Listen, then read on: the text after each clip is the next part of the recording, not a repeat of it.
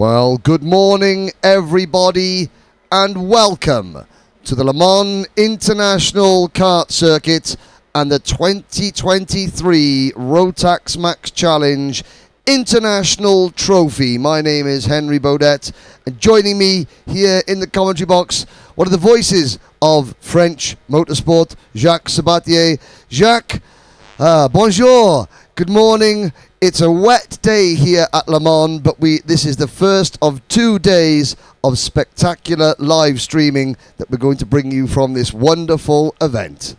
Bonjour Henri, bonjour mesdames et messieurs, bienvenue avec des conditions météorologiques pour l'instant un petit peu tristounettes, mais en même temps il fait bon, ils annoncent une météo qui sera bien meilleure cet après-midi, donc les choses se présentent pas si mal que cela.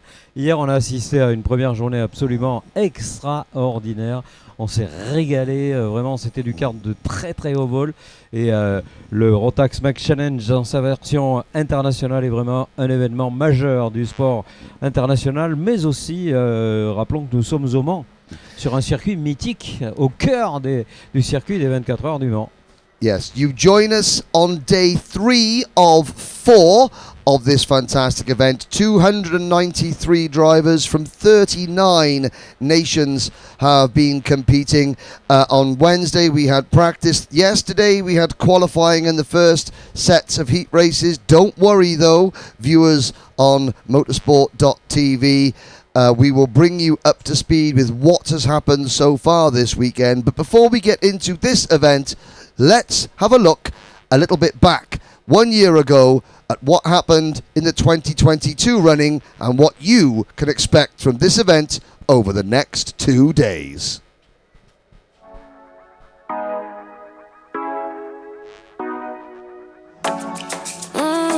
Show me the car when you turn me on. The way you tell me you want me down. Good morning, everybody. Done it, I done this before you fall. I won't catch you, don't know I'm stalling. Cause you love to have them all crying. Calling me sweet, telling me you need me. But I'm from a city that's high school. I give them this and the more I go.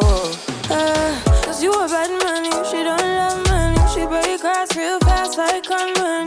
Wanna swim down to the deep end. You know all my secrets, honestly.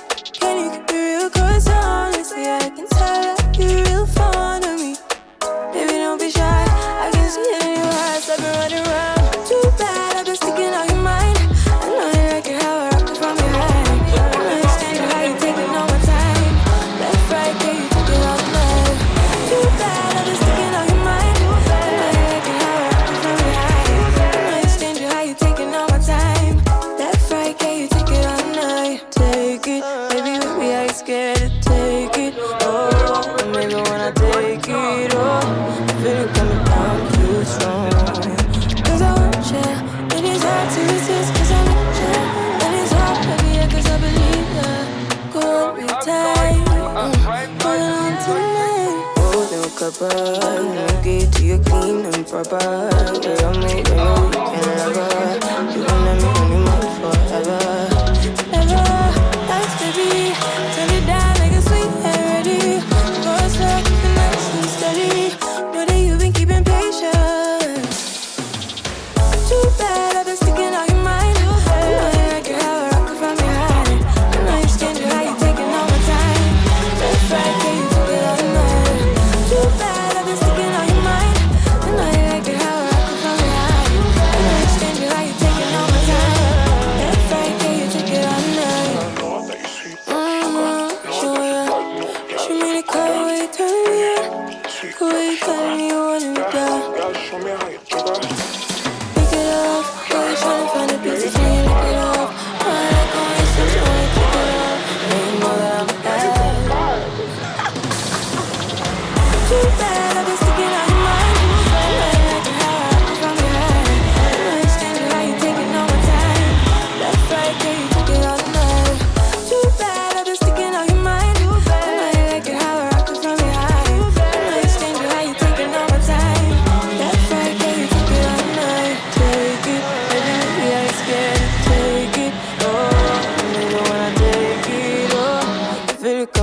I'm too strong. Cause I want ya, and it's hard to resist cause I need ya. And it's hard, baby, yeah, cause I believe ya. Hold me tight, holding on tonight. Golden cuppa, get to you clean and proper. Yeah, I'm moving a weekend lover. You gon' have me on your mind forever. Ever, thanks baby, turn it down like a sweet and ready. Go slow, keep it nice and steady.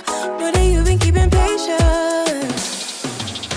Too bad I've been sticking out your mind. I know you like it how I rock it from behind. I know you stand it how you taking all my time.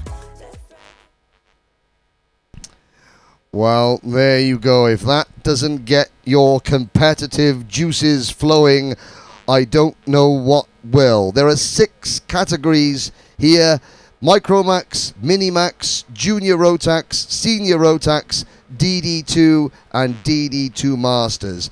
And for every class, the 6 winners, they will win the coveted ticket for their category to the 2023 Rotax Max Challenge Grand Finals in Bahrain in December. Jacques, yesterday the weather was very different. It was hot on Wednesday and sunny, then cool with a little bit of rain yesterday. Today, though, the circuit is very damp, but it's set to dry out as the day progresses. Oui, c'est un petit peu ce qu'on avait dit, hein. On aura chaque jour des conditions différentes. Aujourd'hui, normalement, il devrait pleuvoir une grande partie de la journée, mais encore une fois, ce seront de faibles pluies. Ensuite, en fin d'après-midi, on devrait avoir des éclaircies météo. Et demain, ce sera le retour d'un climat plus conforme à la saison, hein. Nous sommes en été, même si ça ne se voit pas tout de suite. Et donc, on aura vraiment la grande diversité. Ça va peut-être nous permettre d'avoir une sélection encore plus grande, trouver vraiment le meilleur des meilleurs de ce Rotax Max Challenge. Yes, I mean, this will be the ultimate test. Drivers will have to compete in dry weather, in hot weather, in cloudy weather, now in wet weather. The forecast for tomorrow is for warm, dry skies and sunshine, so a real test for each driver. What are we bringing you today, I hear you ask, ladies and gentlemen? Well, we have 18 heat races. 2 heat races in DD2 Masters and DD2, 2 heat races in Micro and Mini. Now, juniors, we have 70 drivers.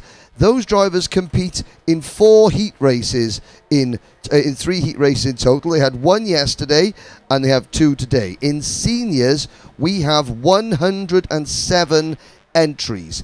Each senior driver competes in 5 heat races. They did 3 yesterday and 2 today. Tomorrow, every driver will compete in a super heat, which acts as effectively a last chance heat. The points then will be added together from all the heat races and the super heats to decide which 36 drivers in junior and senior go through to the main event. Ouais, c'est-à-dire que la grande différence, évidemment, par rapport à une autre époque et d'autres horizons, eh bien, c'est qu'il y aura des non-qualifiés. Il y en aura beaucoup de non-qualifiés dans cette catégorie senior. Et c'est vrai qu'on peut le déplorer, mais en même temps, voilà, c'est aussi le but de sélectionner les 36 meilleurs à travers les manches d'hier, les manches d'aujourd'hui. Un cumul sera accompli avant les super hits qui vont compter et seront ajoutés au niveau des points cumulés dans chacune des qualifs. Ce qui fait que les 36 restants seront vraiment ceux qui ont performé le mieux d'un côté, mais qui auront été aussi les plus réguliers. Et on a pu hier constater que les conditions changeantes avaient perturbé un petit peu les qualifications, les essais, qu'ensuite on a eu une hiérarchie beaucoup plus conforme aux attentes à l'occasion des manches. Bref, c'était vraiment une journée très difficile hier et d'autant plus passionnante. Bien sûr, hein, c'est aussi le but. Now, you're looking down at the dummy grid. Don't worry, you're not missing anything. This is simply warm-up on track at the moment. The first race will be for DD2 Masters. You'll not only be hearing the voices of myself and Jacques today. Jen Wade will be in and around the pit area, getting interviews with some of the drivers and the contenders. But we said 293 drivers, 39 nations. We've got 106 drivers from the home nation, France. We also have 30 drivers from the UK. And then we have competitors from the United Arab Emirates, from the Netherlands, Poland, Germany, Switzerland, Croatia, Andorra, Austria, Belgium, Spain, the island of Guernsey is represented, Greece, Estonia, Portugal, the Czech Republic, Peru, Hungary, Italy, Lebanon, Serbia, Tunisia for the first time in this event, Latvia, Bulgaria, Slovenia, Jordan, Denmark, Israel, Malta, Bosnia-Herzegovina, San Marino, Turkey, South Africa, Australia, Algeria, Romania, Saudi Arabia, Cyprus and Thailand. This is the international trophy, and what an international field of Rotax drivers we have. Oui, ça prouve en effet que Rotax s'exporte dans tous les pays du monde et qu'il y a des échos plus ou moins grands selon les nations. On a été surpris de voir beaucoup de pilotes émiratis venir nous rejoindre. Il y a un groupe qui est quand même extrêmement conséquent de pilotes autrichiens également. Une délégation belge traditionnellement nombreuse, donc on n'a pas dérogé à cette règle-là. Bien sûr, on est en France, donc il y a une majorité de Français, beaucoup de Britanniques. Beaucoup de Britanniques qui nous inquiètent d'ailleurs, nous Français. On est inquiets parce que les Britanniques sont très rapides. Yes, yesterday the drivers from the UK were certainly amongst the main contenders in nearly every class they're competing in, but also France, very strong as well, especially in the class that you're looking at now. The first race of the day will be DD2 Masters. This is the 2-speed Rotax gearbox kart for drivers aged 31 and over. Now, this qualifying session yesterday, the drivers went out on slick tyres and then it started spitting with rain, which is why we see a slightly mixed up grid on the right hand side of your screen in that number 724 kart, the blue, white and red MS kart chassis. That's Germany's Lennart Schreiber, who timed it perfectly and got pole position. But Jacques, you were talking about the British drivers doing well, the French drivers also doing extremely well, including in this class, because yesterday in the opening heat race, I'm just going to adjust the thing, the opening heat race yesterday, it was a 1-2 finish for France. Number 728, Maxime Gravouet, took the win by 0.3 of a second from Romain Manger. And Manger, last year, finishing quite well up in this class, as I recall. Ouais, Romain Manger qui, on le rappelle, est team manager dans une écurie du championnat du monde endurance moto, qui est aussi un pilote de kart émérite, puisque maintenant il figure parmi les tout meilleurs pilotes internationaux dans cette catégorie des D2 Master. Alors la D2 Master, Henry nous le confiait à l'instant, a été un petit peu troublé dans sa qualif hier de par tout simplement cette piste qui séchait, qui s'humidifiait selon les instants.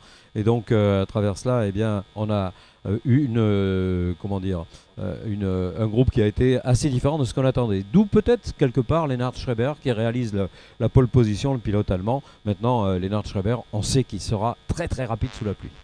So before the DD2 Masters take to the circuit, let's give you a little rundown of the DD2 Masters class with our introduction video.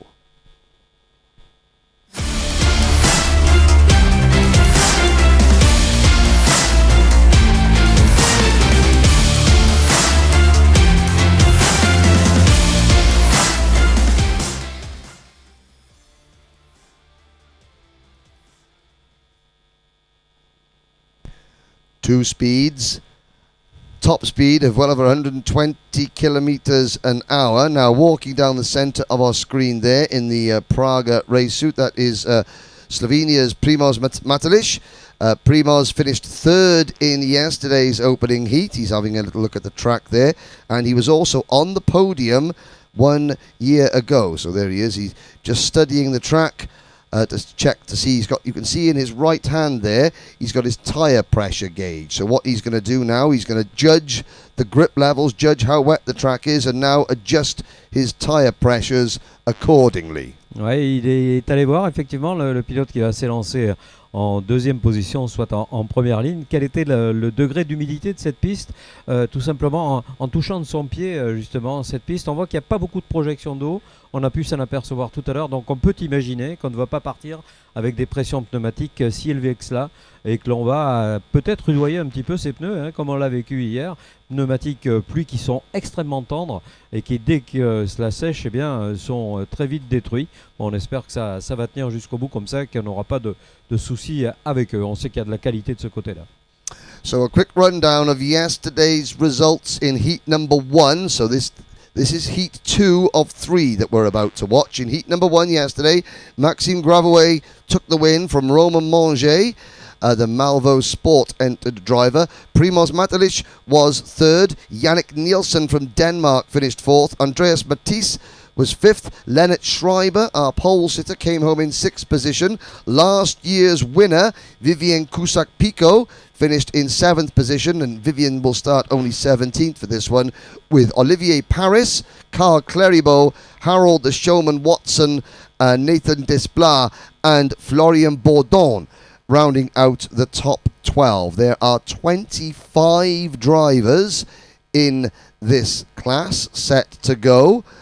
All 25 will make the final, but again, this is where the drivers really need to start racking up the points to make sure they get a good grid position for that all-important final. So you can see the mechanics now leaving the scene. The drivers are settling themselves down. Race 1 of 18 races we're going to bring you today will be DD2 Masters. Les D2 Masters qui vont s'élancer sous la pluie qui n'est pas bien importante pour l'instant. Donc des conditions qu'il faudra peut-être juger dans ce tour de formation qui va être d'autant plus important que il va falloir s'en servir un petit peu de warm-up lap pour vraiment trouver les conditions d'adhérence. Quelles seront les bonnes trajectoires? Réponse dans quelques secondes. Tout le monde est installé dans les machines sous les ordres évidemment de nos officiels dont on aperçoit à l'infro fidèle à la discipline.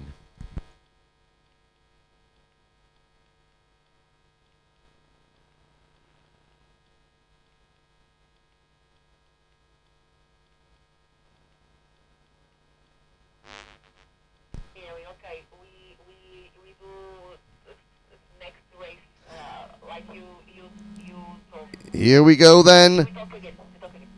Here's the starting lineup. Pole position, Lennart Schreiber and Primoz Matelic on the outside of row number 1. Andreas Matisse and Maxime Gravouet on row 2. Sur la ligne numéro 3, on retrouve Romain Manger qui termine deuxième hier. Carl Clerbeau sera à ses côtés, deux Français ensuite avec Olivier Paris et Nelson Desplat sur la ligne 4. Rounding out the top 10, we have Andreas Brenkusch from Austria and Francis Florian Bourdon with Andreas Newman and Yannick Nielsen next up. Sur la ligne numéro 7, Rémi Provost du côté gauche et Harold Watson du côté droit, c'est un Péruvien. Derrière le E, ce sera les lignes numéro 8 constituées du Français François Le Floch et de Kirilo Burik, le pilote polonais. Rounding out the top 20, last year's champion Vivien Cusack-Pico from France and Piritsai from Estonia, with Igor Mukin representing Cyprus and Hungary's Peter Guitai completing the top 20. Ligne numéro 11 pour Charles Seguin associé à Christophe Lasso, le Belge. Sur cette ligne 12, on retrouve Wim Rouleau et Anthony Haug, et sur la dernière position Gilles Berthelot, 25 pilotes au départ. So you're watching the drivers come down the Chemin-Auboeuf straight on this 1,384 metre circuit coming into Chemin-Auboeuf corner.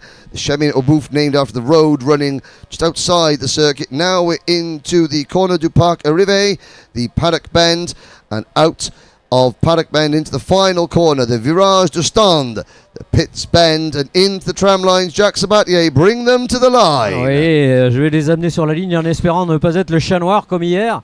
Non, cette fois c'est bien parti, les D2 Masters. Attention à l'extérieur avec Matelic qui a réussi le très très bon start. Everybody on wet tyres. Primoz Matelic makes a good start on the blue chassis. Everybody running very wide. They're 4 wide coming out of Restaurant Bend. The first corner, several karts running wide coming out of that turn. Now we're into turn number 3, and that is the number 728 kart of Maxime Gravaway already moving up from 4th of the grid to take the race lead, and you can see the drivers using lots of different lines. Oh, Primoz Matalish is falling back. He's sliding through turn number 4. They're through the turn 6 chicane now, and now out onto the panorama banking. Ouais, oui, on a vu Matelic complètement perdu là, dans ce premier tour. Peut-être un choix technique qui n'était pas le bon du côté des réglages. Et on voit que les trajectoires des pilotes sont extrêmement diverses. Certains choisissent les trajectoires sèches, d'autres préfèrent les trajectoires qu'on qualifie d'humides, simplement parce qu'on va chercher le grip. Il n'y en a pas partout, alors qu'un pilote effectue un tête à queue là-bas. Yes, here we go. There's on your screens making a move, the number 705 cart. That is Romain Manger on the Lando Norris chassis, that blue and yellow cart. Manger already moving up into what is third position. Carl Cleribo from Belgium runs in second position with Manger third. Then it's Nelson Desplat, but Desplat getting passed there by Olivier Paris. Olivier Paris with the black wetsuit on, the black and red crash helmet. But at the end of lap number 1 out of 8, Maxime Gravaway leads by 1.7 seconds. An incredible start from the Frenchman. Ouais, et je crois que ça va changer beaucoup de choses du coup. Il y a beaucoup de pilotes qu'on n'avait pas vu. Cusack-Picot est remonté de cette position. Là, ceux qui apprécient la pluie vont pouvoir s'en donner à cœur joie. Et Maxime Gravouille, lui, quelles que soient les conditions, justement, il est, semble-t-il, le leader pour l'instant incontestable de cette manche. D'ailleurs, pour l'instant, il n'est pas du tout contesté dans sa position. Et on le voit, son avance est relativement importante. Elle était de pratiquement 2 secondes déjà tout à l'heure. You could see the different racing lines that drivers are taking out on the banking. They come out at turn number 10. Here is the battle for what I believe is 5th, 6th and 7th position. At the inside there goes Yannick Nielsen from Denmark. And again, drivers got to take different lines. There is Yannick Nielsen, number 707 on that bright green, white and black kart for the RS competition team, and Yannick now moves into P4 ahead of Olivier Paris. Behind them on the Sodi kart chassis, that orange and black and white kart. That is Florian Bourdon. Then Andreas Matisse is next. Our pole sitter, Lennart Schreibert, has fallen back to 9th position, but here's the battle for second position. Manger against Cleribo. Ouais, ça nous rappelle un petit peu ce qui s'est passé hier. Et Manger très très à l'aise sous la pluie, alors que Gravouille est en train d'oublier tout le monde. Une petite fessée là, à la concurrence. Maxime qui a 2 secondes et demie d'avance déjà, c'est considérable. Yannick Nielsen, attention au Danois également, qui est en train de revenir. Et un Clerbeau, lui aussi, le Belge, extrêmement rapide puisqu'il est à la deuxième position. Du côté des temps, évidemment, on est loin des références affichées hier. Mais enfin, ça s'améliore. Soit à dire que la piste se modifie et elle sèche un tout petit peu. Yes, the laps are being reduced because of the rain. 3 wide, and that is Lennart Schreiber up the inside, gaining 2 positions, passing Andre Matisse and Florent Baudon. Great 3 wide move there into the corner Chemin au Bouffe. You're looking at the back markers. There is Paris now trying to come back. There's Paris going through there. Schreiber loses those speeds. They're 3 wide again as Schreiber holding on round the outside. Brilliant stuff. Ah oui, quelle attaque de Schreiber. Schreiber qui avait fait un départ qu'on peut qualifier là aussi d'assez moyen, lui qui partait en pole, eh bien est en train de comprendre cette piste. Hein. Il faut laisser le temps au temps. Voilà, alors pilote, he's gone for a spin. Malheureusement, un pilote qui va perdre beaucoup de positions dans ce tête à queue. Pour l'instant, eh bien, Gravouille domine encore. Amélioration de chacun de ses passages de son record du tour personnel, alors qu'on revoit un pilote qui est en perdition encore une fois. Mince alors, beaucoup de soucis, hein. Ça glisse énormément, peut-être plus encore que s'il ne pleuvait. Là, la piste est en train de passer en gras mouillé, on appelle ça en moto, gras mouillé. C'est pas très beau. Hein. That's 2 spins now for Lennart Schreiber, and a move there. That's the Gillard chassis of number 787, Andreas Matisse, battling with the number 733 kart of Vivian Cusack-Picot. Cusack-Picot picks up the position, runs a little bit wide as they come onto the main straight, and Matisse finds a way back. And again, now Vivian Cusack-Picot to the inside. We're on lap 5 out of 8. We've completed 4 laps. Crossovers, this is great stuff, and this is what wet weather racing can do. You can really take different lines, going into one corner, round the outside. The Gillard chassis of Matisse holds on. Oui, on a bien vu qu'il y avait différentes trajectoires et que semble-t-il, hein, je dis bien semble-t-il, les trajectoires mouillées sont mieux. Hein. C'est-à-dire qu'on va chercher les extérieurs, on ne va pas sauter sur les points de corde, éviter absolument les vibreurs. Et là, il s'est fait un petit peu avoir notre ami Vivien Cussac-Picot qui a dû céder donc à cette belle performance de Neumann. On verra s'il arrive à reprendre en tout cas 8 positions déjà depuis le départ. And now coming into the play, that very distinctive sort of purple and yellow chassis, that is Pirit Sai, the Akva racing driver from Estonia. You see Pirit using that curb to get the kart slow down. He makes it one position there, and Pirit is now chasing last year's winner Vivien Cussac-Picot, who in turn is chasing Andre Matisse. This is the battle of the 9th, 8th, 9th and 10th. Up front, Maxime Gravouet leads by 5 seconds over Romain Manger, with Cleribo, Yannick Nielsen, Olivier Paris and Florian Bourdon rounding out the top 6. Nelson Desplat is in 7th position, and then it's the fight for 8th place that you're looking at now. Voilà, on regarde les positions de Matelic et Schreiber qui partaient, on s'en rappelle, sur la première ligne de la grille. Et là, c'est la cata. Hein. Ils ont reculé 16e, 15e et 16e après un petit peu plus de la mi-course, puisqu'on est en format à pluie, bien sûr. Hein. Donc, on va passer de 10 à 8 tours. Un format qui sera légèrement réduit pour correspondre à un temps de course qui sera sensiblement équivalent à 10 tours sur le sec. En tout cas, après ces quelques passages, eh bien, l'avance est considérable. 5 secondes d'avance pour Gravouille, c'est assez inédit. Yes, you make a good point there. The two drivers that started on the front row of the grid, Lennart Schreiber and Primoz Matelic, currently run down in 15th and 16th position. So the difference in setups and conditions are very, very clear and evident for all to see. Here is the battle for 2nd, 3rd and 4th. Monge, Cleribo and Nielsen. Nielsen looking to the inside there, but that's going to hinder him as they go through turn number 4, the Duchesne curve. Now into turn number 5. You're watching Monge, Cleribo with Nielsen and Olivier Paris in the red crash helmet, not far behind as well.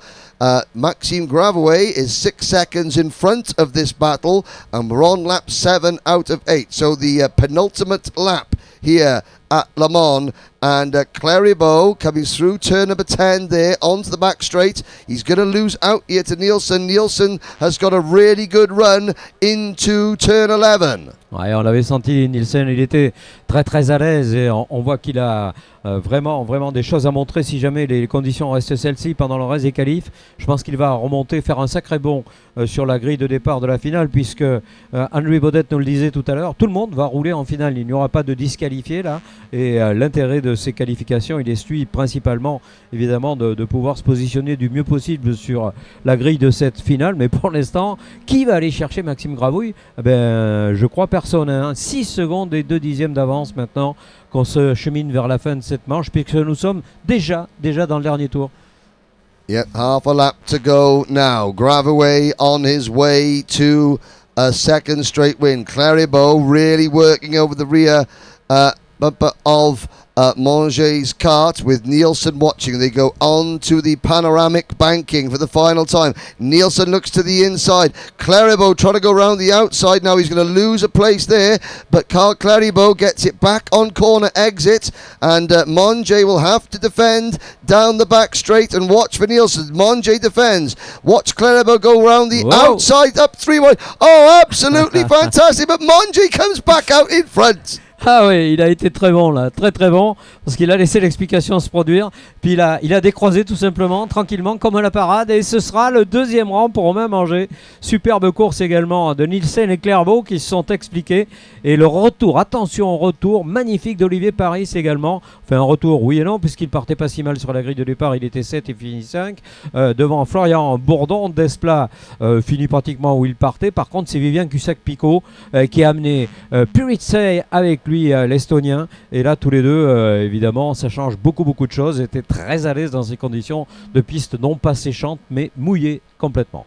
So, I say an easy win. Nothing in this sport is easy, but Maxime Gravaway dominates the opening DD2 Masters heat of the day, winning by 6.4 seconds over Romain Monge. Yannick Nielsen just pips Carl Claribeau to the line in that fantastic battle for second position. Olivier Paris comes home in fifth, followed by Florian Bourdon, Nelson Desplat and Vivien Cusack-Pico. Interesting, 6 French drivers in the top 8 positions. That tells me just that local knowledge will be key here in these wet conditions. Pirit Sai, Andreas Matisse, the top 10, followed by Andreas Newman, Francois Lefloch, Charles Seguin, Igor Mukin, Primoz Matalish and Leonard Schreiber, Peter Jutai, Remy Provost, Christophe Lasso, Harold Watson, Kirilo Biriuk, Anthony Hogg, followed by then Gilles Berthelot, Wim Rouleau, and bringing up the rear of the field, Andreas Brenkush. 25 drivers started, 25 drivers finished. Et il me semble, Henry, avoir entendu dans nos retours la voix de Jane. Alors je ne sais pas si elle souhaite intervenir. En tout cas, quelle course, hein. Première course qui annonce une journée merveilleuse. On va se régaler.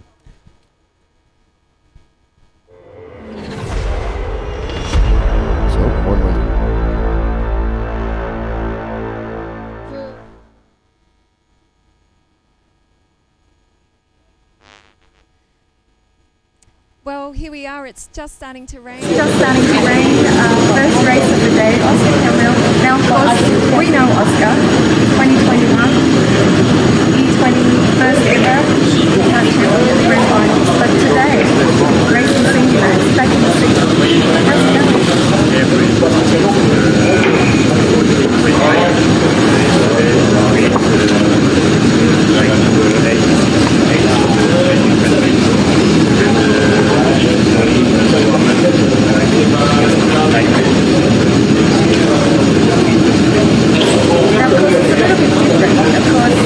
We've seen you Max before, senior Max, here in France. Just to mention it, and I know Philip asked me also about the E20, the E-card, racing in PFI in the UK, coming up shortly at the Euro, if anyone's interested. They've got some awesome different ladies that's here. Of course, here at the mall, doing the senior Max, but what's it like in the E-card?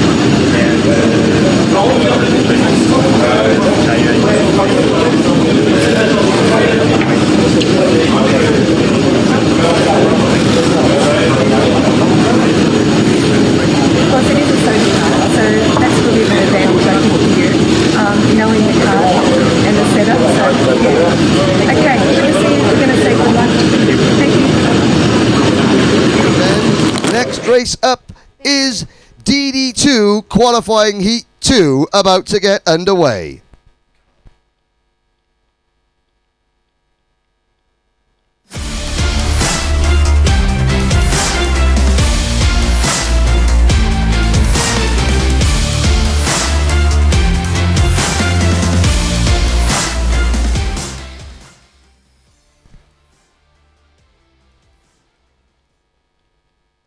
As the rain begins to fall here at Le Mans once again, this is your starting lineup for DD2 Heat 2. 33 drivers, and they will be led by number 693, Denmark's Christian Sorensen. France's Antoine Barbaroux will start on the outside of row number 1. Hugo Croquisson and Leon Mandel will share row number 2. Un Danois ensuite sur la ligne numéro 3 avec Rasmus Venelbo, aux côtés duquel s'élancera Leonardo Baccaglini qui a été très très rapide hier, l'Italien. Ligne numéro 4, David Malaskevich pour la Pologne, aux côtés duquel un Belge, Maxime Dierik, sera là pour défendre ses chances. On row number 5, rounding out the top 10, we have Edward Matthews from the United Kingdom and Nico Jurg from Austria, whilst on row 6, in 11th and 12th position on the grid, we have Noah Hipp from France and Lebanon's Matthias Ngiem. Ligne numéro 7, c'est un Français, c'est Jordan Caille qui va s'élancer aux côtés de Victor Sanda, qu'on a connu en championnat de France F4. Avec Dylan Léger, on retrouve la ligne 8, il sera sur cette même ligne avec un Italien qui s'appelle Nicolas Felappi. Kane Cherian and Ilias Kalikmanis from the United Arab Emirates and Greece respectively start on row number 9. Row 10 is Enzo Bologne from France and Mats Johan Overhoff from Germany. Bertocco, Gregorio de son prénom, italien de sa nation, il partira à ligne 11 aux côtés de Kylian Guérin, Xanderou, auteur d'une course magnifique hier, on s'en souvient, le Slovène aux côtés de Kyle Kumaran, le pilote émirati. Carl Borgaard from Denmark and Belgium's Nicolas Guillaume start on row 13. Jordan Dalichka, the fast lady from Austria, and Daniel Maulem from Israel share row number 14. Sur la numéro 15, nous retrouvons Alexander Schrebelkler, l'Autrichien aux côtés de Daniel Clément, le Français. La pénultième ligne avec Cornelia Oluka aux côtés d'Imke Hartz, alors polonaise pour la pilote numéro 602 et Netherlands pour le 621. Et puis bon dernier sur la grille, mais ça ne va pas durer parce qu'on sait qu'il est très rapide. C'est Michael Rosina, l'Italien, qui devrait, à mon avis... Rosina getting excluded from qualifying after setting the second fastest time. You can see the rain is now beginning to pelt down at the circuit as the green flag waves. A quick rundown. Yesterday in the opening heat, Christian Sorensen took the win from Leon Mandel, Leonardo Baccaglini, Antoine Barbaroux, Ed Matthews and Hugo Corkison. Zen Derua gained 16 positions to finish in 7th position. As you can see, the names and the faces of the drivers on the starting lineup. The track, lots of spray, full wet setup. Michael Rosina started 33rd yesterday, finished 12th. Watch for the Italian driver. Last year, we've got 2, 4, 6, 8, 10, 12, 14, 15 drivers in the field who competed in last year's event, 14 of them in this class. Barbaroux came 8th last year. Maxim Dirks, who starts from the 8th position, finished 3rd a year ago. The Indian Express, Kyle Kumaran, he finished 4th 1 year ago. Were also taking top 10 finishes last year. Gregorio Bertoccio in P6, Jordan Dalichka in P7, and David Mastiakevich, Johnny Bravo, he finished 9th last year. A lot of experience, but they're going to need it in these conditions. Ah oui, les conditions qui sont dantesques, hein. Très très difficile de dire quelle sera la posture à adopter. De toute façon, trajectoire, pluie, bien entendu. Éviter les parties gommées de cette piste qui n'ont pas encore été complètement lavées, parce que le mélange de la gomme et de l'eau, on le sait, est toujours un petit peu délicat. Et ce tour de formation qui s'effectue à vitesse réduite, hier, on a dû à plusieurs reprises mettre les choses au point pour éviter les soucis, parce qu'il y avait quelques petites ficelles, quelques petites canailles qui ont été très vite recadrées par la direction de course. Attention au départ, à vous mon cher Henry. 8 laps in soaking wet conditions here at Le Mans. The DD2 drivers come to the line, lights are out, we're off and racing. Sorensen on the Birrell chassis, the red and white car takes the lead. You can hardly see anybody behind them in the spray. 3, 4 wide into Restaurant Curve, and somehow these DD2 drivers keep the karts facing the right way. Sorensen under pressure going into turn number 3, however. New race leader, I think that might be Rasmus Vendelbo, going off like a scalded cat. Allez, attention à Barbarou, on sait qu'il est vite aussi dans ces conditions. On l'aperçoit, me semble-t-il, à la 4e position là-bas à travers les gouttes, hein, parce qu'il faut vraiment avoir les yeux bien aiguisés pour apercevoir les numéros de course. Alors que là, on se pose pas de questions, on est en train de vraiment déballer toute la full attaque dans le banking. Et le retour maintenant sur la ligne droite du chemin au bœuf. Et les écarts qui se creusent déjà dès ce premier tour. Mais il y a un deuxième pilote là qui me semble pour l'instant être capable de rester dans le rythme du leader, et ça se termine par un 5, donc je pense que c'est Hugo Coquison, à vérifier. Yeah. It's Vendelbo leading under pressure. Look at the line on this. Somebody that has spun halfway down, aquaplaned off the circuit halfway down the straight here. But to be complete lap number 1, it is Rasmus Vendelbo ahead of his team, Hugo Coquison. Very similar looking karts. Coquison on the Tony Kart chassis, Vendelbo in the number 647 kart for the Jan Darms racing team. In fact, they both look like they're driving for the Jan Darms racing team. team. Very similar graphics. Get to it. Jan Dames 1-2. Croquisson looking to the inside through curve. Dushan and Vendelbo holds on. Now, a couple of drivers I noticed having moments on the opening lap. Number 637, Carl Borgard, just spinning and continuing on. We have lost on the opening lap, sadly. One drive I saw, Onilia Korkuchka, going very slowly. Michael Racina, Daniel Maulem, Nico Jurg, and Gregorio Bertoccio at the back of the grid. So several drivers out on the opening lap. But Vendelbo now beginning to stretch away from Croquisson. Or is that No, it's still Vendelbo in the lead, coming through Parc Fermé Bend. Ouais, il est très à l'aise, le Danois. Visiblement des conditions qui conviennent parfaitement au dossard numéro 647. Il passe d'ailleurs avec un nouveau record du tour. Même Hugo Croquisson, qui semblait à même de pouvoir contester cette domination, souffre un petit peu dans l'exercice. Maintenant, il a derrière lui un Britannique qui va bien également, c'est Edward Matthews. Edward qui est remonté de 6 positions depuis le départ. Mais écoutez bien, parce qu'on en a parlé à la présentation tout à l'heure, c'est Xenderou qui a repris 17 positions après 2 tours. Xenderou once again flying up through the pack, up into 6th position already. Look for the driver in the white and bright green coloured machine. If you can pick him out through the spray, there he is. You're looking at the Lando Norris Dan Holland racing kart of Great Britain's Edward Matthews. Second kart on your screen. He is chasing Hugo Croquisson. In fact, he's just been overtaken by Antoine Barbarou. So Barbarou moves into 3rd position. Yellow flags waving. Cornelia Olkulchka has brought her cart to a standstill. You can just see her in the background. And the mice are getting at the machinery. There's several carts off the side of the circuit. It's Vendelbo, Croquisson, Matthews, then Barbarou, then Matthews. And behind Matthews, it's Maxime Dirks, and then the yellow, the white and green cart, just on the inside there of Zenderua. Derua making a move. Incroyable retour de Derou qui plane littéralement sur cette piste qui n'est plus mouillée mais qui est complètement détrempée maintenant. La visibilité et la vision de ces pilotes est tout à fait aléatoire, hein. Il faut vraiment faire très attention, mais pour l'instant, beaucoup de sagesse de la part de ses concurrents qui se font même des petits signes par moment lorsqu'une petite erreur semble difficile à éviter. Et Derou, auteur du meilleur tour en course, incroyable parcours de ce pilote. Il est 5e actuellement. Sachez tout de même qu'il partait à la 23e position. C'est énorme. The 605 cart, you can see that it's just behind Derua. That is Belgium's Maxine Dirks.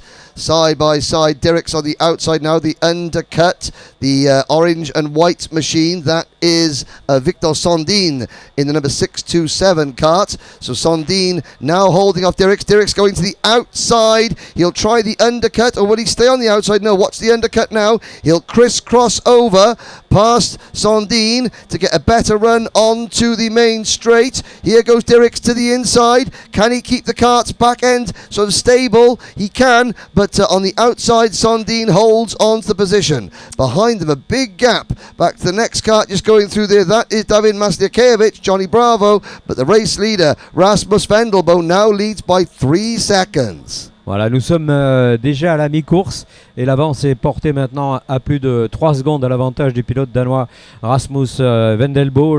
La domination est là, il n'y a aucun doute là-dessus. Croquisson et Barbarou font tout ce qu'ils peuvent et Dieu sait s'ils sont capables de faire des très belles choses. Mais l'espace entre les deux est lui aussi, j'allais dire, insurmontable pour aller chercher Vendelbo. Par contre, entre eux, l'explication va aller bon train. Sous l'œil inquisiteur d'Edward Matthews, très rapide également, et de Derou qui continue de caracoler à cette 5e position, sachant que Victor Sandin est en train de nous faire un très très beau parcours. Victor, on le rappelle, qui a fait un passage en monoplace et qui est revenu aux cartes, et Dieu sait si on apprécie ce retour. Yes, at the moment, Rasmus Vendelbo, he finished 10th in yesterday's heat race, so he's 4th in the point standings. The point standings will decide the grid for the superheat, and then the combined heat points and superheat points decide the grid for the grand finals. Barbarou still leads the intermediate classification at the moment from Kwokison, Matthews and Vendelbo. That's the point standings. Vendelbo due at the moment leading by 3.3 seconds, and we're looking now at the number 601 cart of Antoine Barbarou chasing Hugo Kwokison and being chased in turn by Ed Matthews, and Ed Matthews currently third in the point standings as we run lap number 6 out of 8. Ouais, c'est bien cette bagarre que vous apercevez à l'image, mais les bagarres, il y en a à tous les étages pratiquement, hein. Mais ça reste extrêmement propre, assez peu de sorties de piste malgré cette piste terriblement glissante. Et attention, l'attaque sur Barbarou qui pourrait se produire. Voilà, c'est fait maintenant pour Matthews, semble-t-il, qui serait passé devant Antoine Barbarou à confirmer. Yes, Ed Matthews driving it very deep into the banking there. Barbarou trying to come back at him, but Matthews holds on and just eases Barbarou wide. That has slowed the pair of them down, and look at this, round the outside goes Victor Sondin passing Zendarua. So this is now the battle for 3rd, 4th, 5th and 6th. You can see Hugo Kwokison going through your screen, Matthews in 3rd, Barbarou in 4th in 601, then Sondin is 5th and Zendarua up into 6th position. Dirks, Mastiakiewicz, Kilian Guirin, Nicola Falapi round out your top 10 ahead of Leonardo Baccalini, Clement Daniel. And there's more action on the circuit. Sorensen, our pole sitter, has fallen back to 13th position. Et ça revient pour Sandin hein, qui va aller taquiner Barbarou dans très peu de temps. C'est la soudure qui est en train de se produire entre les deux. D'ailleurs, à la réalisation, on ne s'y trompe pas. C'est bien cette image que l'on aperçoit. Cette explication entre les deux pilotes français qui se connaissent bien, qui s'apprécient, j'espère, et j'imagine même. Et en tout cas, qui se livrent à une explication tout à fait remarquable ici dans cette manche qualificative.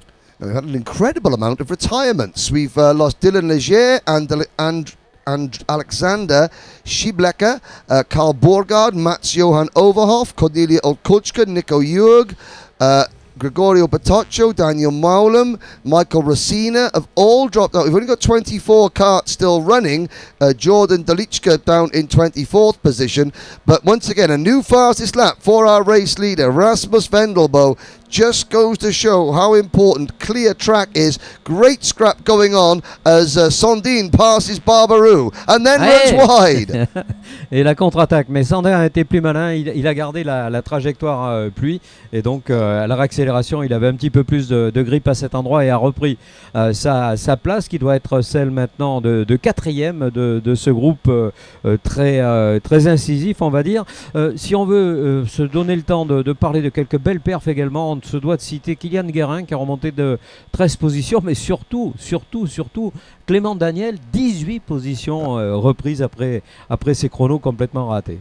Half a lap from home and Edward Matthews dives up the inside, or does he? No, Kwokison defends. This is the fight for second position. The Yandams cart of Kwokison, the Dan Holland cart of Matthews, but it's Vendelbo who takes the win. Rasmus Vendelbo from Denmark. Who's going to be second? It's going to be a drag race to the line. Kwokison holds on. Matthews in 3rd. Sondin is 4th. De Rua is 5th. Oh, there is a happy Danish driver, Rasmus Vendelbo for the Jan Daams racing team, but conditions, Jacques, absolutely appalling, and the drivers, the rain is absolutely teeming down outside the commentary box window. Ouais, ça c'est vrai qu'on est mieux dans nos salles de commentaires. Ceci dit, la course a été absolument géniale parce qu'on n'a pas eu le moindre mauvais geste. C'est facile de sortir quelqu'un sous la pluie. Il suffit d'une toute petite touchette et puis boum, les choses se modifient. Ça n'a pas été le cas. Et on se rappellera longtemps de cette bataille absolument épique entre Victor Sandin et puis Antoine Barbarou. Franchement, ils ont été royaux. Bon, avantage Sandin, c'est vrai, 4e, 10 places de reprise. Mais Xenderhouf continue de faire un travail plus que beau puisqu'il termine 5e. Maxime Dreyx, alors attention parce que là aussi le Belge est rapide, il a été constant quelles que soient les conditions. Maskalevich termine à la 8e position et on cherche les pilotes qui s'est lancé dans les tout premiers, mais il faut reculer considérablement j'imagine pour retrouver des gens comme Baccaglini, qui, on l'a vu, est extrêmement vite sur l'exercice, sur le sec. Par contre, là, c'est un petit peu plus délicat. Et si on cherche cette première ligne, Barbarou, il a bien répondu présent. Par contre, Sorensen, Sorensen qui termine seulement 2e de ce groupe. This goes to show the difference between a dry weather pace and wet weather pace. Vendelbo, Crokison, Matthews, Sondin, Darua, your top 5. Anton Barbarou, Maxime Dirks, David Mastikevich, Kilian Girian and Leonardo Bacalini, the top 10. Clement Daniel, Christian Sorensen, the Indian Express, Carl Kumaran, Leon Mandel and Nicola Filappi are your top 15. Ilias Kalikmanis, Georgian Kaye, Nicholas Guillaume, Mateus Najem and Imki Arts, the top 20. The only the drivers to make it to the finish, Enzo Boloin, Kane Cherian and Jordan Dolichka, and sadly Noah Hip, Dylan Leisure, Alex Schiblicker, Karl Borgard, Mats Johan Overhoff, and Cornelia Olkucher, Nico Jurg, Gregorio Batoccio, Daniel Maulem, and Michael Rossina are the drivers that failed to finish. As you can see, ladies and gentlemen, the weather has taken a slight turn for the worse, and it is now absolutely pelting down. The marshals are looking at the circuit, looking for standing water. Now, this international circuit is, it's held the World Championships, it's held European Championships, so it is the drainage here will be very good indeed, but it can only drain so much water at the time. And the recovery vehicle is on circuit now. I think Jen Wade is probably the next race is for the junior class. The next race will be Group A and Group C for juniors, and we will see when they will be going out. Ouais, pour l'instant, les conditions deviennent très délicates et Henry nous le disait. Je pense que la direction de course va scruter toutes les flaques d'eau pour voir si le drainage qui est efficient ici, on le sait pour en avoir déjà eu l'expérience. Mais là, franchement, ça devient dantesque et cela devient peut-être un tout petit peu plus risqué que la raison ne saurait le dicter. Donc, sera-t-il sage de retarder un petit peu le départ à venir? Ça, le mystère, hein, va rester entier. Et pour l'instant, ça va. Non, les officiels ont l'air du non, c'est bon, ça va rouler. So we'll give you a quick rundown. We're at the recovery vehicle on circuit. Yesterday, 2 heat races, so each in junior, so each driver competed in one race yesterday. In race number 1, Tom Dussault, the outright pole sitter for France, took the win from his countryman Thomas Pradier. From Casper Schulmans and Armand Hamilton, with Lucas Skeller as the top 5. And in the second heat race of the day, it was Connor Clancy taking the win from Kiko Fracassi, Tom Strella, Max Cuthbert and Tino Sidler. But in very, very, very wet conditions, it's going to be Junior Rotax Group A against Group C coming up next. Ouais, alors attention à cette catégorie junior.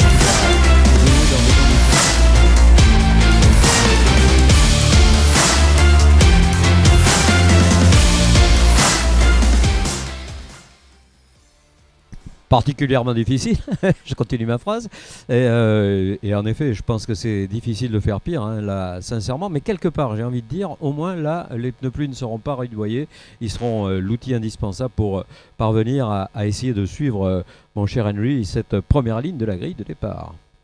Yeah, so the starting lineup, 35 drivers set to go out. Tom Dussault from France and Tom Strella from Latvia start from row number 1. George Nassar from the United Arab Emirates, but also Lebanese driver, and Ryan Bourguignon round out row number 2. Un pilote hollandais ensuite avec Casper Schormans, le pilote Saudi numéro 240 aux côtés de l'Emirati. Connor Clancy très rapide hier, on s'en souvient. Thomas Pradier, que dire.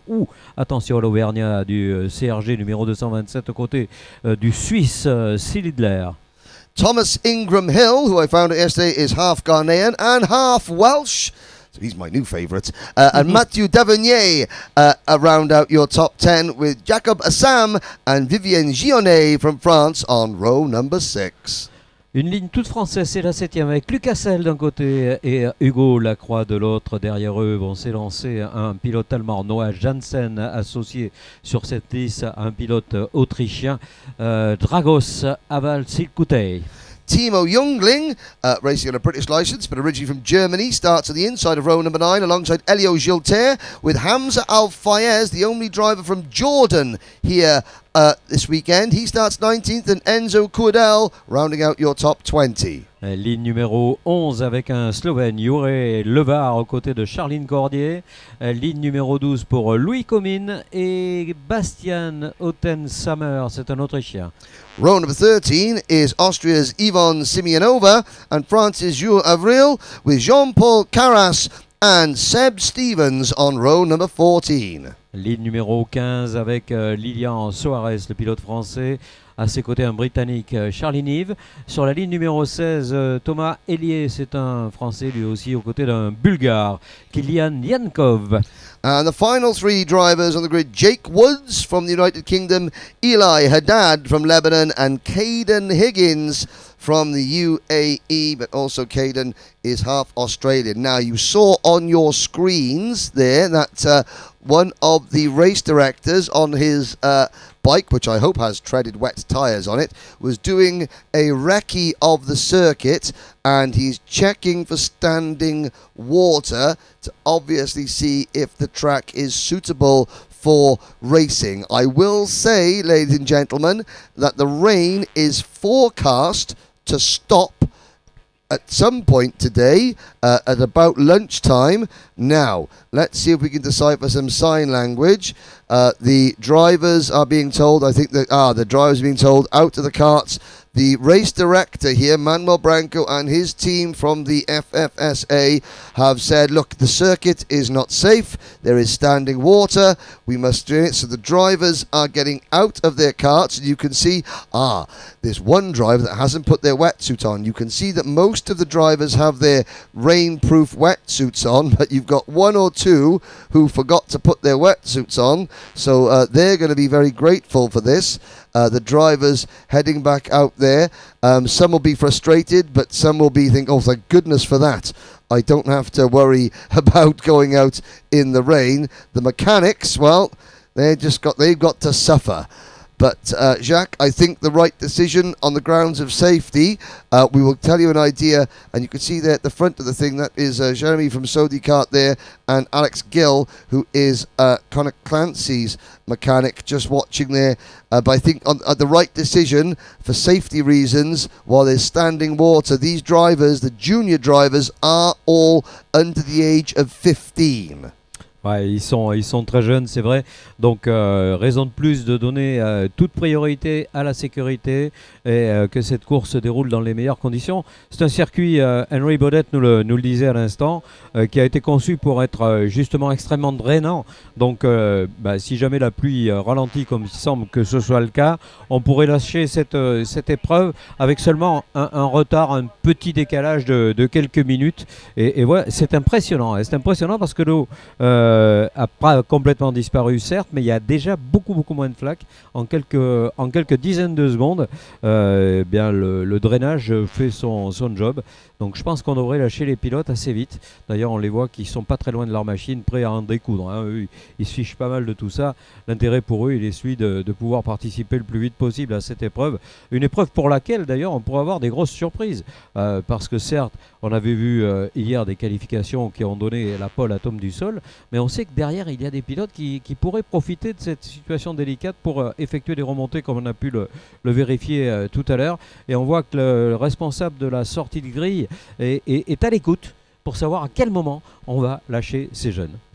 Well, ladies and gentlemen, watching on motorsport.tv, we will give you an update as soon as we can as to when the circuit will be ready to race again. In the meantime, you are watching a 3MK events promotion on WFR Live TV, brought to you on motorsport.tv. This is the 2023 Rotax International Trophy, and we will break for a few words from our commercial partners. Don't go away.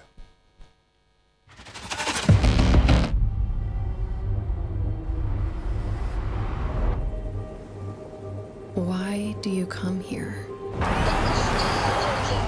Is this your career? Or is it all about fun? A chance to get away and leave it all behind?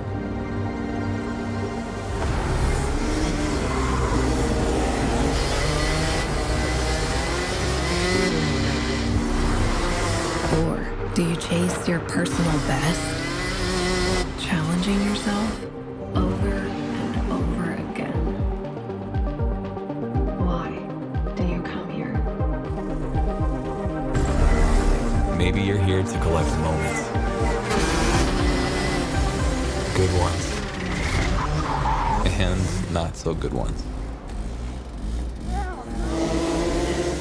Or you can't afford mistakes because you want that victory.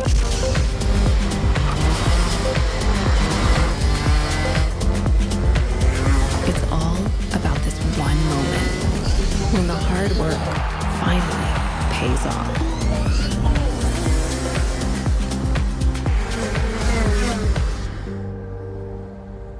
This is the place that brings us closer to the people who share our story.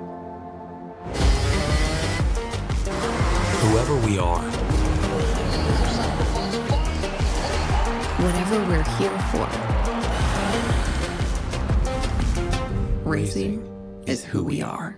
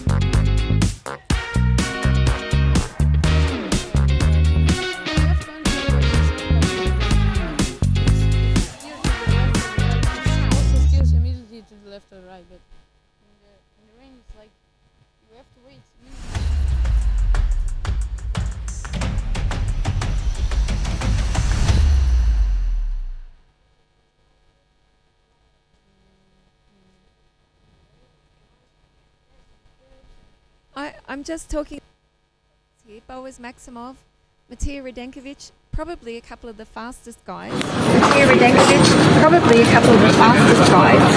We do know about driving in the rain. I know about driving in the dry. Yeah, but in the wet.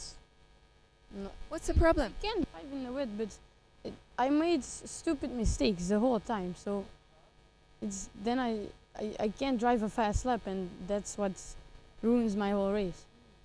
What about you, Boas? You have that. I have it also a bit, but I have to be focused on driving. When I'm focused, then I make mistakes, and then when I'm focused. focus on my drive and take the curves good in the rain and switchbacks and anything else. So basically it comes down to you've got to be focused and not make mistakes. What happens? Why? The thing is to have your focus and to keep your focus, because in the rain there is gonna happen a lot. There for sure is gonna happen one crash, and if you are in the crash, then your race is over. So these are all the things drivers have to think about. Lots of things out there, lots happening. And can you see when you're driving around? Yeah. You can see quite clearly? Yes. Okay, sounds. There you go. I'm sure that everybody watching at home is wondering how on earth you drive so well in the rain, but you're out there thinking mistakes or something's going to happen, so you really have to be focused. Yes. Okay, we're going to say good luck. Good luck to you. We'll be watching. Thank you.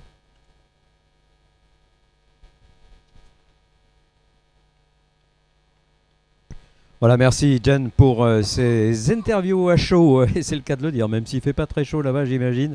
On voit Alain Fro qui a été faire le tour de reconnaissance, qui va pouvoir communiquer avec ses pilotes pour désigner justement quel est l'état de cette piste, le préciser peut-être, hein, sans doute des consignes de sécurité, et donc on va laisser le briefing s'opérer tranquillement et peut-être baisser un tout petit peu le ton de manière à ce que tout le monde écoute bien. Yeah, as you can see the officials there. The director de la course, the race official, the race director, Manuel Branco, is not in the screen there. He is standing on the start line box, but our French FFSA official there, just telling the drivers, explaining to them. You can see next to him doing some translation is Teo from 3MK Events, in the black hair, just talking now at the moment. We're being quiet because this goes out to the paddock as well. And how he's just explaining where the water is on the circuit. The junior drivers are all listening intently, so this is where the drivers are getting the briefing. Now they go back to their carts, so at least now all the drivers have been made aware of where the extra wet bits are. Believe it or not, it has stopped raining. You can see there in the foreground, it has stopped raining. Now the weather is supposed to clear, and already, Jacques, I'm seeing out of the commentary box window, yes, it is still gloomy, but there are brighter skies approaching. Ouais, et peut-être la courbe des deux chaînes, hein, qui sera la plus délicate. Bon, ils vont aller tourner au-delà des flaques d'eau, et ils sont pas fous, ces jeunes-là. Maintenant, cela peut poser quelques problèmes d'aquaplaning si vraiment il y a trop d'eau. Donc sagement, on a décidé de retarder ce départ qui va pouvoir se produire dans quelques instants. Bon, les gamins, eux, ils se posent pas de questions, hein, ils sont prêts à y aller, pas de soucis. On sait que c'est très important. Les manches de qualification qui traditionnellement ont lieu le samedi sont décalées tout simplement à ce vendredi.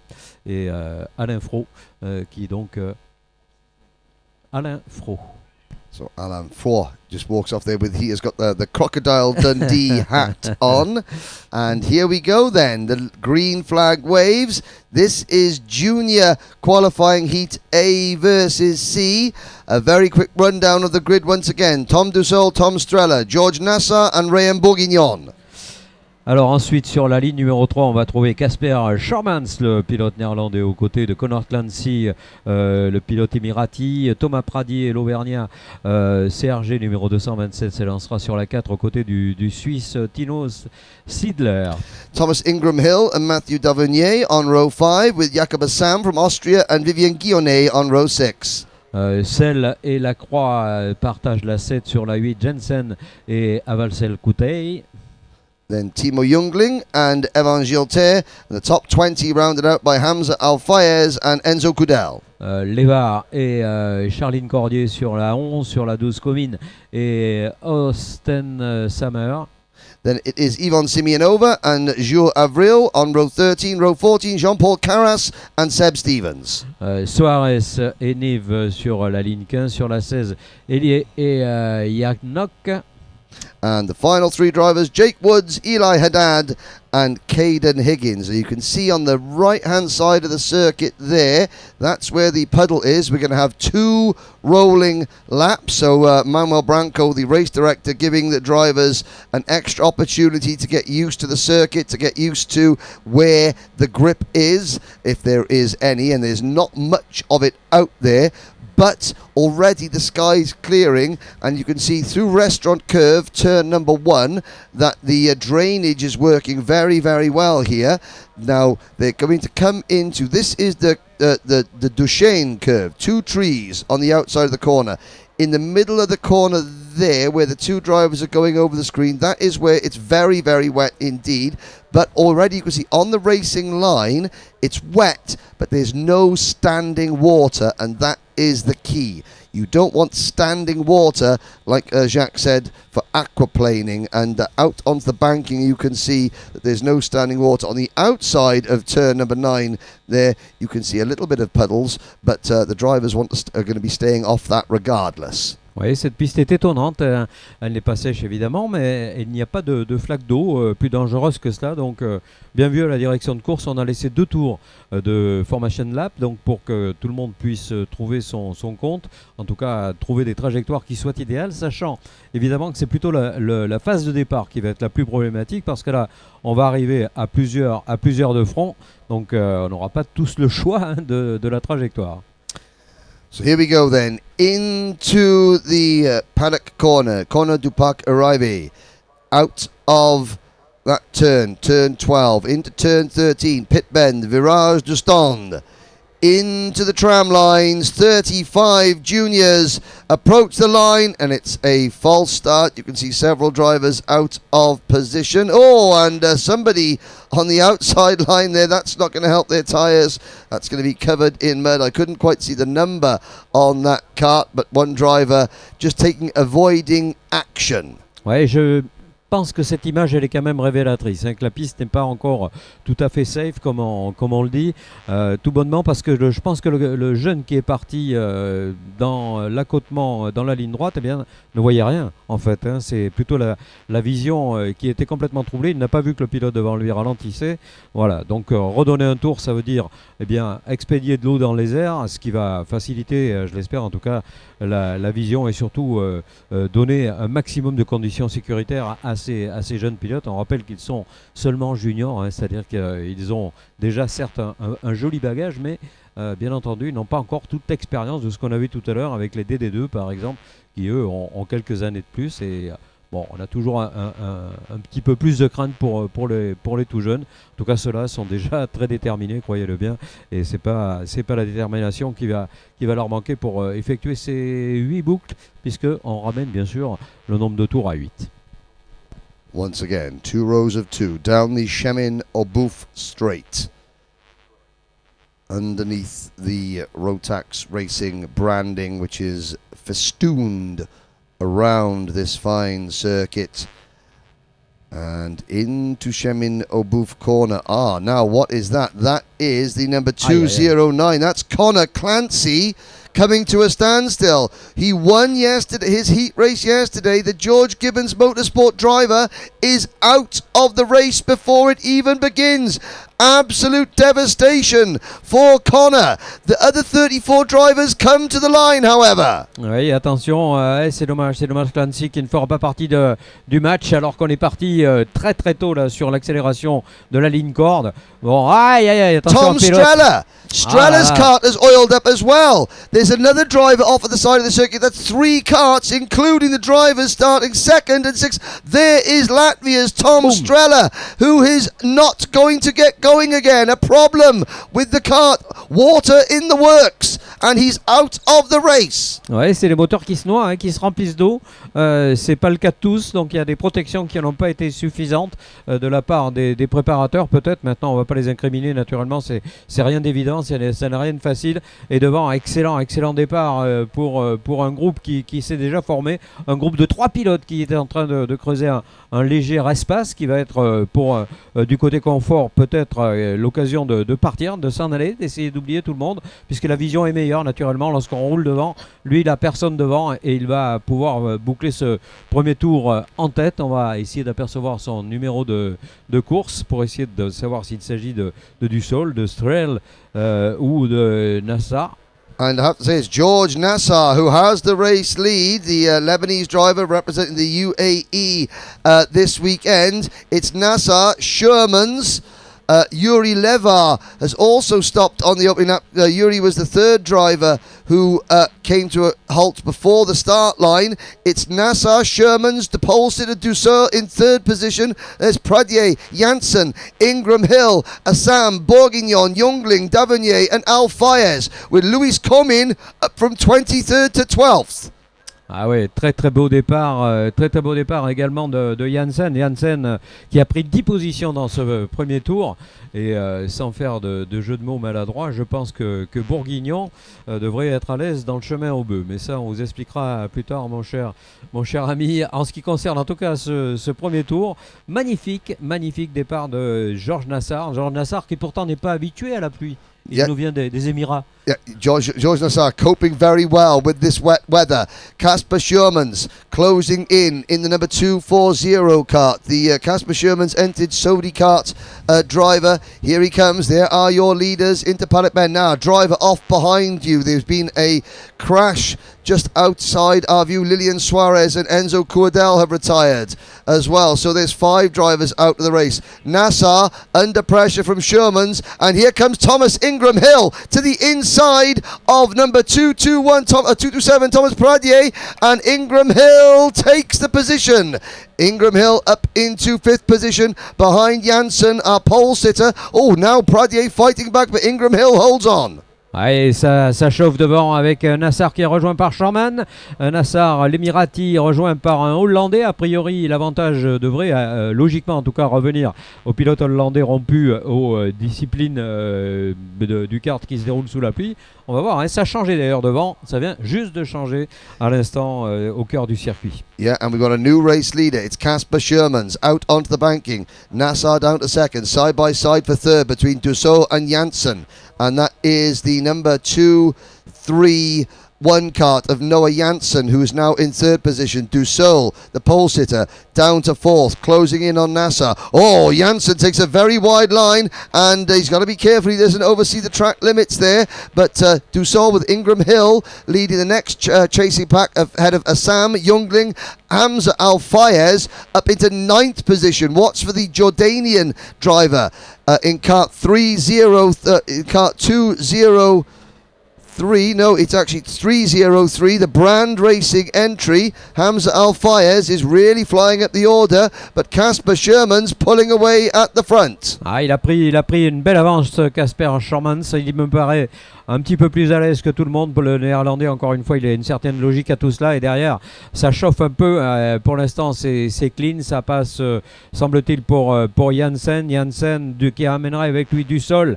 Avec Ingram Hill également bien parti pour faire une belle course. Il faut le temps de trouver ses marques. Hein. Il a seulement 4 tours qui vont être bouclés lors du prochain passage des hommes de tête. Donc ça veut dire qu'il reste tout l'espace de la mi-course. Et regardez déjà cet espace très grand creusé par le leader, et derrière les explications vont bon train, mais pour l'instant, encore une fois, on cherche surtout à éviter la chute, hein. Je crois que c'est un comportement extrêmement raisonnable. Le chemin au bœuf pour un nouveau freinage d'un pilote numéro 239, me semble-t-il, ou 229 plutôt, Ingram Hill, qui aurait pris une position. Yeah, Thomas Ingram Hill gains a place, then loses it back to Thomas Pradier.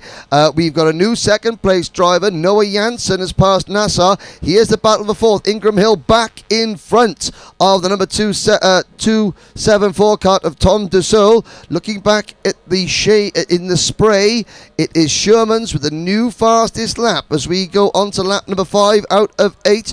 Here is the battle for fourth position. That is Ingram Hill in fourth, Dussol, the pole sitter, in fifth, and just behind them in cart 227, Pradier from France in seventh. Then it's Jungling, Alfayez, Assam, Davenier, Skelles, Bourguignon, Carras, Comin, Lacroix, Gilter, Siedler, Neve, Stevens and Wood. That's your top 20 at the moment, but the best battle is here. Fourth, 5th and 6th. They're all catching George Nassar. So Ingram Hill now moves past George Nassar into third position. Ouais, c'est à ce niveau que la bataille est la plus rude, hein, avec du sol, Pradier, Jungling également qui est en train de venir se mêler à ce groupe. Il est bien revenu, 10 positions de reprise par le dossard numéro 265. Il est britannique et il vient tout simplement de coller à ce groupe de chasse. Mais la chasse est toujours amenée par un leader, Sherman, ce qui va être très difficile à déloger de cette position de leader. 3 secondes d'avance déjà alors que le cap de la mi-course a été franchi. Looking at the 274 and the 227, Dussault and Pradier going through restaurant curve turn number 1. And behind them, closing in, is number 303, Hamza Al-Fayez. Oh, Georges Nassar goes for a spin right in front of Tom Dussault. Dussault avoids the incident, but is slowed down. And you can see there Hamza Al-Fayez in number 303. He moves up 2 more positions. Hamza Al-Fayez is into the top 5 now after starting 20th. A great drive from the Jordanian, and there's not much wet weather racing in Jordan, where Hamza is from, so that is even better from the Brand Racing driver. Although Dussault and Timo Jungling in the Dan Holland Racing cart, you can see with the red wetsuit and the green crash helmet, they're now closing in on Hamza, who outbrakes himself. Oh, look at that, and he has to get the cart slowed down. Ah, et ça a été dur, hein. Le freinage, là, il était temps d'aller chercher la trajectoire. Elle n'était pas idéale, il n'a pas perdu beaucoup de temps, mais on voit que tout de même le regroupement est en train de se produire pour le gain de cette position plus que respectable. On le répète avec du sol, Al-Fayez surprenant, étonnant, épatant, éclatant, comme vous voulez, avec le pilote émirati qui, encore une fois, n'est pas du tout habitué à ces conditions et qui, malgré cela, est en train de faire un show absolument éblouissant. Alors certes, devant, il y a Sherman et les autres, on pourrait appeler ceci comme cela, car il a repris déjà pratiquement 1 seconde sur le dernier passage à son second qui reste Janssen, l'excellent Janssen. Fantastic racing between Al-Fayez, Dussault and Timo Jungling now coming into play.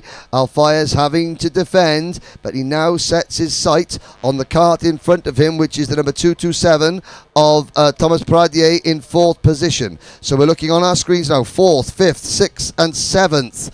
Jungling in 7th. There's your race leader, Casper Shermans. He'll be coming across the line shortly to complete his 7th out of 8 laps. Here comes Timo Jungling up the inside of Tom Dussault, and Jungling gets the position in cart 265 as they come out of the final corner. Now the very bright blue and yellow cart, that's Mathieu Davenier. He is running in 8th position as we begin the final lap. Alors attention, hein, on est dans le dernier tour et il va sans doute falloir à Shermans non seulement faire attention parce qu'on a vu que l'erreur pouvait arriver particulièrement dans les flaques d'eau naturellement, mais je le crois suffisamment à l'aise maintenant pour allier l'arrivée sans être menacé à aucun moment. D'ailleurs l'avance est portée à 4 secondes maintenant. Janssen revenu de 13 positions fait le coup le bon coup de cette course. Ils sont plusieurs à l'avoir fait. D'ailleurs il y a Al-Fayez également qui partait 19e et qui devrait a priori terminer dans le top 5, ce qui est vraiment en soi un exploit remarquable. So Casper Sherman's cruising to what should be a good victory, but you cannot take your eyes off this battle. This on your screens here is Pradier in 4th, Al-Fayez in 5th, Jungling in 6th and Dussault in 7th. Down the Cheminot straight for the final time. Jungling looks to the inside on Al-Fayez. Can he make the place? Yes, he can. Al-Fayez will come back up the inside, but Casper Shermans takes the win. Janssen 2nd, Ingram Hill 3rd. Who is going to come out in 4th position? The answer is Pradier in 4th. Al-Fayez holds on to 5th, and Timo Jungling, I think, sort of had a half spin on the final corner, comes home in 9th position, but 2-4-0. Casper Shermans, the JJ Racing, looks like a JJ Racing livery on that kart. The Dutch driver finishes top of the pile in the opening delayed junior Rotax heat of the day, and Jacques, some fantastic racing in the pack, but Shermans, once he got the lead, he just cleared off. Ouais, je pense qu'il a maîtrisé cette course avec un brio incroyable, le néerlandais, qui s'empare, qui plus est, allez, t'en cogné, du meilleur tour en course, 1 minute 12 secondes pour franchir ces 1300 mètres de piste. Franchement, Shorman était là, imbattable. Par contre, on a bien aperçu également Noah Janssen, qui a été lui aussi superbe dans cette épreuve, pas la moindre erreur. Thomas Ingram Hill, le pilote britannique, termine à la 3e position. Bon parcours également de Thomas Pradier, qui peu à peu est en train de construire son week-end. Attention à Thomas, on connaît le côté redoutable du guerrier numéro 227. Alfayez, on le répète, a été plus que bon dans l'exercice, puisqu'il a repris 14 positions, l'Emirati numéro 303. On retrouve 6e ensuite, et là ça a été un petit peu plus délicat. Le poleman Tom Dussol n'a pas perdu pied, loin de là. 6e, c'est plutôt bon s'il n'avait pas les qualités requises pour aller chercher les meilleurs. Matteo D'Auvergne, là aussi, bon coup, il partait 10, il termine 7. Lui, il partait encore un petit peu plus loin, il partait 17. C'est Yunling plutôt, le pilote britannique, qui termine 8e, 9e rang pour Jacob Assam, et la 10e position pour Luca Sell. Mais on va aller un petit peu plus loin, parce qu'il y en a un qui a fait un très bon boulot également. C'est Louis Comines qui a repris 12 positions, qui termine 11e. Bon, une course quand même qu'on peut qualifier d'extrêmement délicate, hein. Je pense que la direction de course a eu la sagesse de la retarder de quelques instants. Now this is a dual broadcast for the live TV audience as well as in the paddock. But we also have an announcement to make just for the paddock. Could driver number 684, Leon Mandel, and driver 624, Leonardo Baccaglini. Leon Mandel and Leonardo Baccaglini, could you please come to the stewards immediately? Merci. Well, there we now look at the next race. This is Junior Rotax qualifying Group B and Group D, and it's coming up very shortly. Another 35 karts set to go out to complete their second heat race.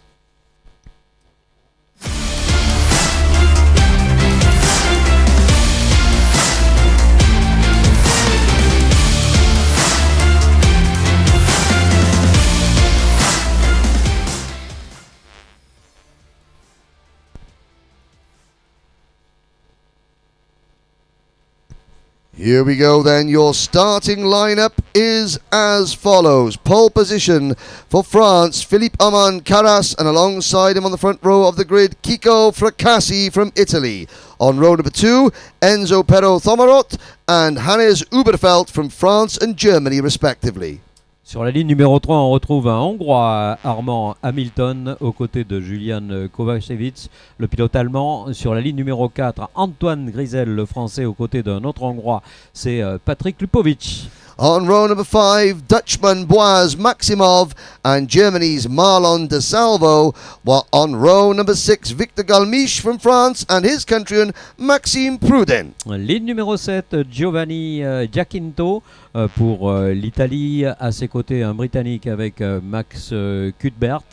Pour la ligne numéro 8, une association franco-britannique avec Henri Morino côté gauche et côté droit Cameron Nelson. On row number 9 we have Belgium's Bo Loet and France's Alexandru Rodina, while rounding out the top 20 Lenny Paseggio from Switzerland and Poland's Olivier Czopek. Radenkovic sur la ligne numéro 11 en partage avec Mathis Aumêtre, un Belge aux côtés d'un Français. Ligne numéro 12 pour Berman Thomas, le pilote britannique, aux côtés de l'Emirati Nathan Kappen. Andy Diaz and Uros Bogdanic start from row number 13. Gabriel Ugon and Moritz Kobelik on row number 14. L'Italie ensuite avec Lorenzo Sammartano sur la 15 aux côtés de Léo Clausen, le pilote autrichien Clausen. Raphaël Boemer pour l'Autriche encore une fois au 16e rang à côté de Matteo Bordes. On row number 17, Mehdi Hanini, the first ever Tunisian driver to race here in the International Trophy. And I just spoke to Mehdi's father, Fares, and there are lots of people watching back home in Tunisia cheering Mehdi on. This is only Mehdi's second ever time racing in the rain. Matteo Kubrick from France and Johan Zoblinski round out your field. So this will be a huge Johan Zoblinski not going out onto the circuit by the looks of it. Sadly, Zoblinski failing to take the start. We've got one kart as well stopped at the exit of the Duchesne corner, and we'll try and find out who that is. Oh, it's Andy Diaz in kart 2, 4, 5, and Andy Diaz is out of the race. Now we look at the drivers. So again, 2 rolling laps. The drivers getting an opportunity to have one more exploration lap for grip levels. It's still not raining anymore, so we should start to see the track dry out a bit more, as long as there is no other rain on the forecast. Now obviously this race we're going to be focusing on the lead battle, but when you get a chance, you have a little look back. The penultimate kart on the circuit, the red and black Tony kart of number 2, 3, 5, that is Mehdi Hanini, and he is a very, very small driver. He was in Mini last year. I saw him race several times in the MENA Nations Cup in Oman at the Muscat Speedway. That event moves to Qatar this year, and we just watch it. There he is. He's the last but one kart coming into your screen there. Look how small he is in stature, and he is now going against the best drivers in the world for the first time ever racing in Europe, and only the second time he's ever sat in a go-kart in the rain. Allez, de la pluie, il y en a pour l'instant un petit peu moins que tout à l'heure, mais les conditions sont encore relativement difficiles alors qu'on arrive au virage du chemin au bœuf qui précède cet enchaînement du virage des stands. Très rapide, hein, une courbe extrêmement importante puisqu'elle dicte la vitesse dans la ligne droite dans laquelle vont débouler ce groupe de juniors. So Kiko Fracassi, you can see in kart 250 for Strawberry Racing. He finished second in his opening heat race yesterday. His mechanic Dan Tate is a former Grand Finals winning mechanic. He won that title in 2016 with Mark Kimber. It's been a false start. And Kiko Fracassi from Venezia, he proudly wears the flag of the Venice region wherever he goes. And on the inside, the pole position kart, that's Philippe Carras in kart 220. That is the PB kart, the Maitos racing team entered. They're a Greek team, and we've got several Greek drivers racing here this weekend. I just want to take this opportunity to wish everybody, all the drivers and their families in Greece, well. I know that the fires in Greece at the moment are taking a terrible toll on the country. We just want to make sure that all our big Rotax family and the wider Greek community watching are safe and well as in Algeria, where I know there have been some terrible fires. We've got Adam Rahali racing here representing Algeria in the senior class. So please, all the viewers back in Greece and Algeria, we hope that you are staying safe and well. Allez, cette fois, le chemin au bœuf va être abordé pour la toute dernière fois, je pense, par ce groupe. Alors, chaque tour bouclé permet à l'autre de s'évacuer un petit peu plus, ce qui est très très bien pour la sécurité. Un pilote, malheureusement, qui va être absent de cette manche. Encore une fois, moteur noyé là, pour un des concurrents. Another driver. This is not so. Obviously, the moisture is getting involved. And who is that? That is number 226. There's a couple of karts pulling off the side of the circuit. I think one of them is Hannes Uberfeld. Hannes Uberfeld in kart number 228 is one of those karts. The other one is Nathan Kappen. So Kappen due to be starting down the order. Uberfeld due to be starting fourth. You can see the gap behind Fracassi, and it's now the number 225 kart of Julian Kovacevic, who is effectively starting fourth. Ah, c'est dommage. C'est dommage, c'est dommage. Alors que le départ, cette fois, est donné. 8 tours, 8 boucles, 8 passages. Et le premier virage, toujours redoutable, toujours redouté. Mais en tout cas, pour l'instant, ça se passe bien. On va chercher des trajectoires extrêmement extérieures, justement, pour éviter de s'accrocher. Et very good start. Très, très bon départ également pour le dossard numéro 217 de Pero Tomero. Attention à Pero Tomero.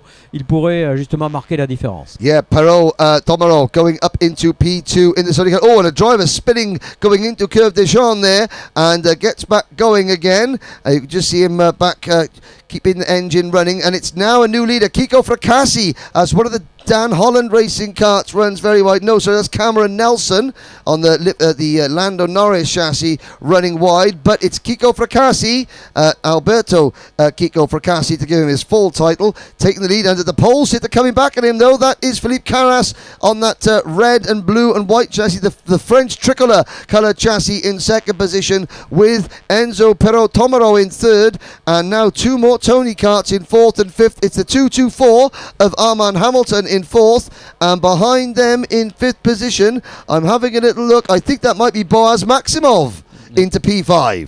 Ouais, et puis on a très très bien vu au chemin au bœuf là-bas qu'il y avait plein de trajectoires possibles, mais que la meilleure restait malgré tout la trajectoire pluie, là où il y a le moins de gomme, là où il y a un tout petit peu de grippe, surtout au niveau de la réaccélération. On a vu clairement que l'initiative a été très nettement à l'avantage d'Alberto Kiko Fracassi, qui a préservé cette première position et a pris un peu d'avance. Maximov takes a wide entry into the Duchesne corner.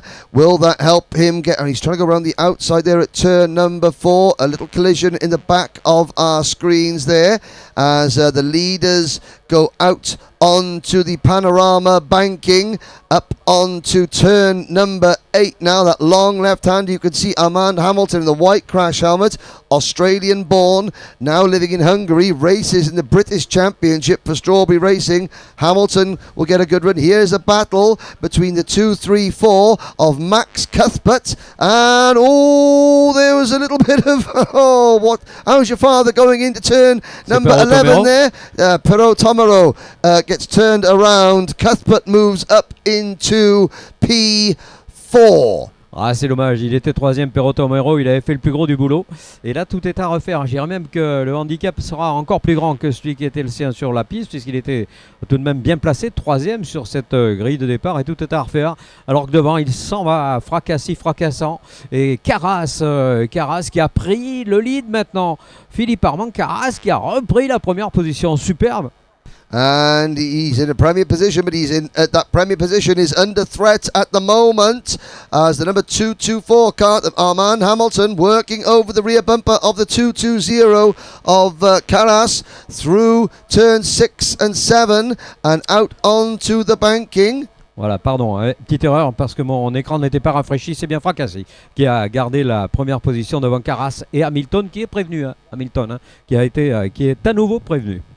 The rest of the field behaving themselves remarkably at the moment. Down the Shemin-Obuv straight, there's Maximov going through the yellow crash helmet. He's now being chased by Cuthbert. Kovacevic, Loet is up from 17th to 7th. Galmiche runs 8th. Then Lorenzo Giacinto in 9th. And Thomas Behrman from 23rd up into 10th position. Matisse Ometre, Marlon De Salvo, Cameron Nelson, and the recovering Enzo Pero Tomarot is in 14th position ahead of Paseggio, Korbelik, Radenkovic, Lipovic, Boema, Ugon, Bogdanic, and the rest. We're watching Lenny Paseggio slip down the order. Mehdi Hanini runs 29th ahead of Lorenzo Samatano and Matteo Bordeaux and there's it. The battle for second is heating up. Hamilton and Carras. Hamilton has it. Ah, il est passé Hamilton, même s'il a été prévenu. J'espère qu'il ne subira pas les affres de la punition parce que franchement, il est en train de faire une course absolument remarquable, ce qui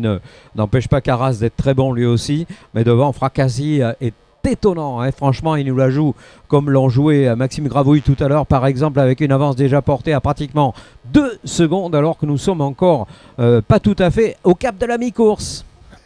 Kiko Fracassi on lap number 4 out of 8. We completed. And there was a dive going in there. That is the number 234 kart. That was Max Cuthbert on that Sodi chassis, taking a very, very different line to the driver that he's following, Boaz Maximov into the final, into the Chemin Aubouff corner, and I'm looking there, Cuthbert is now in front of Maximov, actually, a little bit further back. There is the number 259 kart of Thomas Behrman for the KR Sport team, and Behrman is up 15 positions, so Thomas Behrman on a mission, challenging Beau Louette now for what would be 7th place. Ouais, très très belle course du Britannique Behrman. Behrman is his name.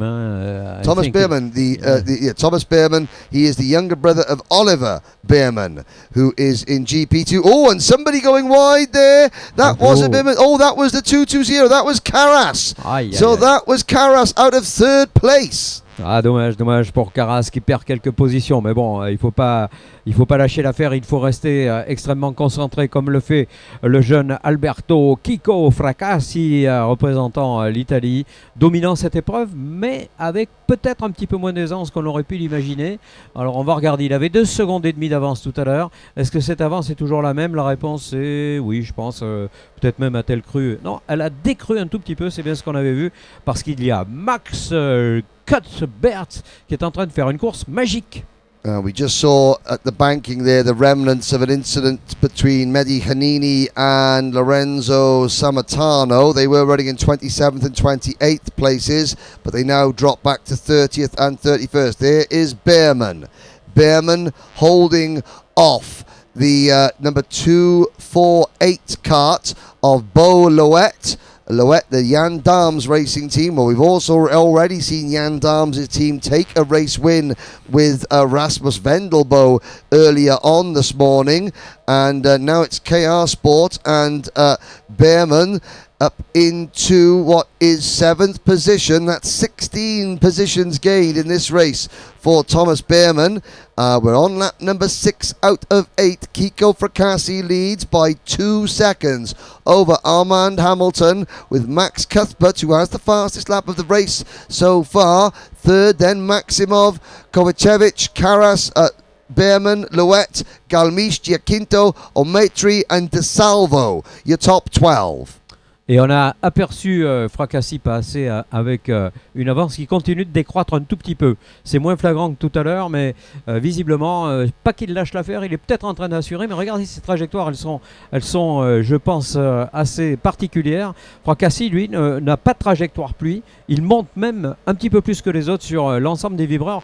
On le voit par exemple à ce virage des 2 chaînes, là où il laisse ses 2 roues intérieures littéralement tout le temps posé sur le vibreur, ce qui n'est pas courant sous la pluie. Now, the cart you're looking at on your screen, that's Beau Louette in the first cart, that bright green livery cart. That is number 212, France's Victor Galmiche, who was 8th in this event last year as a Minimax driver, just bouncing over the curb there. But here's a tip for any driver. If you want your driver to get plenty of mentions from the commentators, then make sure your kart and your crash helmet are as bright and as distinctive as possible, because sometimes when you can't see the numbers very clearly on the karts, you simply pick out the bright ones that you know you could talk about. But that's Louette coming through the Parc Fermé. There is your leader, Kiko Fracassi. It's a Strawberry Racing 1-2 at the moment, with Cuthbert, the JJ Racing team on the Sodi kart chassis, running in 3rd position. There's Max Cuthbert. He doesn't race much in the UK this year. He's exclusively racing over in Europe, and Cuthbert is doing a fantastic job ahead of Boaz Maximov, who is there going through your screens in 4th position. And now we look at the battle for 5th between number 225 Julian Kovacevic, the German driver, and Philippe Carras, recovering from that little spin. Alors qu'on voit des drapeaux jaunes qui s'agitent là-bas et que le soleil va saluer la victoire de l'Italien. Le soleil qui va venir à nouveau, on l'espère en tout cas, assécher ce tracé du Mans. Et on le voit, Fracassi, lui, continue de prendre... j'ai l'impression qu'il prend du plaisir. On a l'impression de ressentir ce plaisir à travers sa façon de piloter sa machine. On rappelle qu'il s'agit du dossard numéro 250, alors qu'à l'écran, on voit le second qui n'est autre qu'Armand Hamilton qui va passer à son tour sous le drapeau à damier. checkered flag is out, and Kiko Fracassi takes his first win. He now moves to the top of the points table in the combined junior Rotax classification. Arman Hamilton second, Max Cuthbert finishes in third place, Maximov is fourth, and then on the last lap we just caught a glimpse of it, that bright blue kart of Julian Kovacevic, the Kovacevic in kart number, let's have a little look down, where was it, number 225, the Kraft Motorsport kart going for a spin on the last lap, and that cost Kovacevic a top 6 finish. So it was Karas in 5th, Thomas Behrman in 6th, Bo Loet is 7th, Victor Galmiche, Lorenzo Giovanni Giacinto and Matisse Ometre round out your top 10. Marlon De Salvo, Patrick Lipovic, and you can see there Kovacevic finishing in 13th after that last lap spin. Enzo Pero Tomaro, Jacques, another driver, a great start, a spin, having to fight back. Ouais, dommage. Ça fait partie de, malheureusement, des déconvenus qu'ont connu certains pilotes. Par contre, Henry, beau retour pour plusieurs concurrents, mais le retour des retours nous vient de Berman qui est revenu de 17 positions et prend le 6e rang, et les 6 petits points qui vont avec. Donc ça, c'est plutôt bon signe pour la suite. Et le meilleur tour, j'ai envie de dire, naturellement, revient à l'Italien qui remporte cette épreuve avec près de 3 secondes d'avance. Il s'appelle Alberto Kiko Fracassi. Yeah, and Kiko, one of the paddock's brightest little characters, always bouncing around with a smile on his face. And again, he's very proud to be from Venezia, the Venice region of Italy. And he represented Italy in the grand finals last year. And I've seen Kiko around the place quite a few times now. And he's now with Strawberry Racing and is really, really coming on strong this year, turning his potential into reality. As we look ahead, the next race will be for Minimax, but the rain stopped, and you can see on the camera, Jacques, the circuit is starting to dry out. The sun is not overhead, but the skies are lightening. Oui, par moments ça s'éclaircit, mais on regarde côté droit, le vent est en train de nous ramener un gros paquet de nuages, donc je pense qu'on n'en a pas terminé avec la pluie, mais les courses sont absolument géniales, il n'y a pas autre chose à dire, je pense, quelles que soient les conditions, on se régale. Alors nous, c'est vrai qu'on est à l'abri, pour tous ceux qui sont dehors, on a une pensée pour les commissaires de piste qui œuvrent sans trop avoir de job pour l'instant, et ça ne devrait pas durer à mon avis. Eh bien pour eux c'est un petit peu moins confortable. Le confort, c'est ce qui nous attend avec les mini, et le plaisir avec, ça sera la prochaine épreuve dans quelques instants.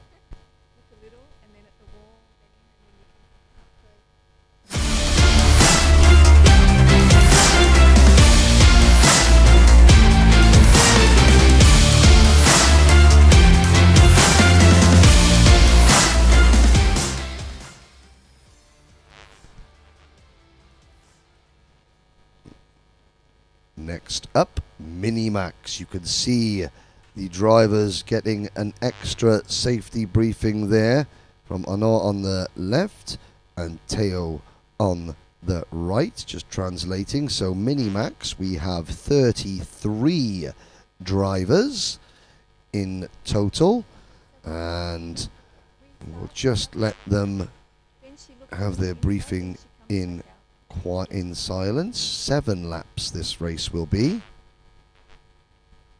And yesterday's result in Minimax, so this is heat 2 out of 3 for the Minimax drivers. In yesterday's heat race, it was an absolutely superb battle for the lead. The win was only decided in the final 50 meters, if so, and it was Estonia's Nikita Lubimov beating Albert Friend by 200ths of a second.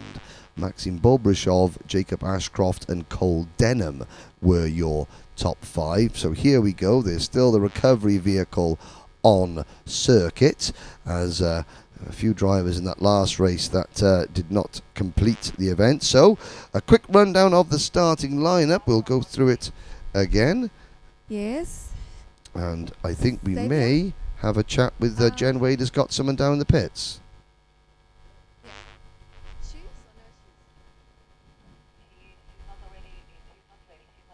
We'll come back, Jen, maybe after this race. Let's take you through the starting lineup quickly.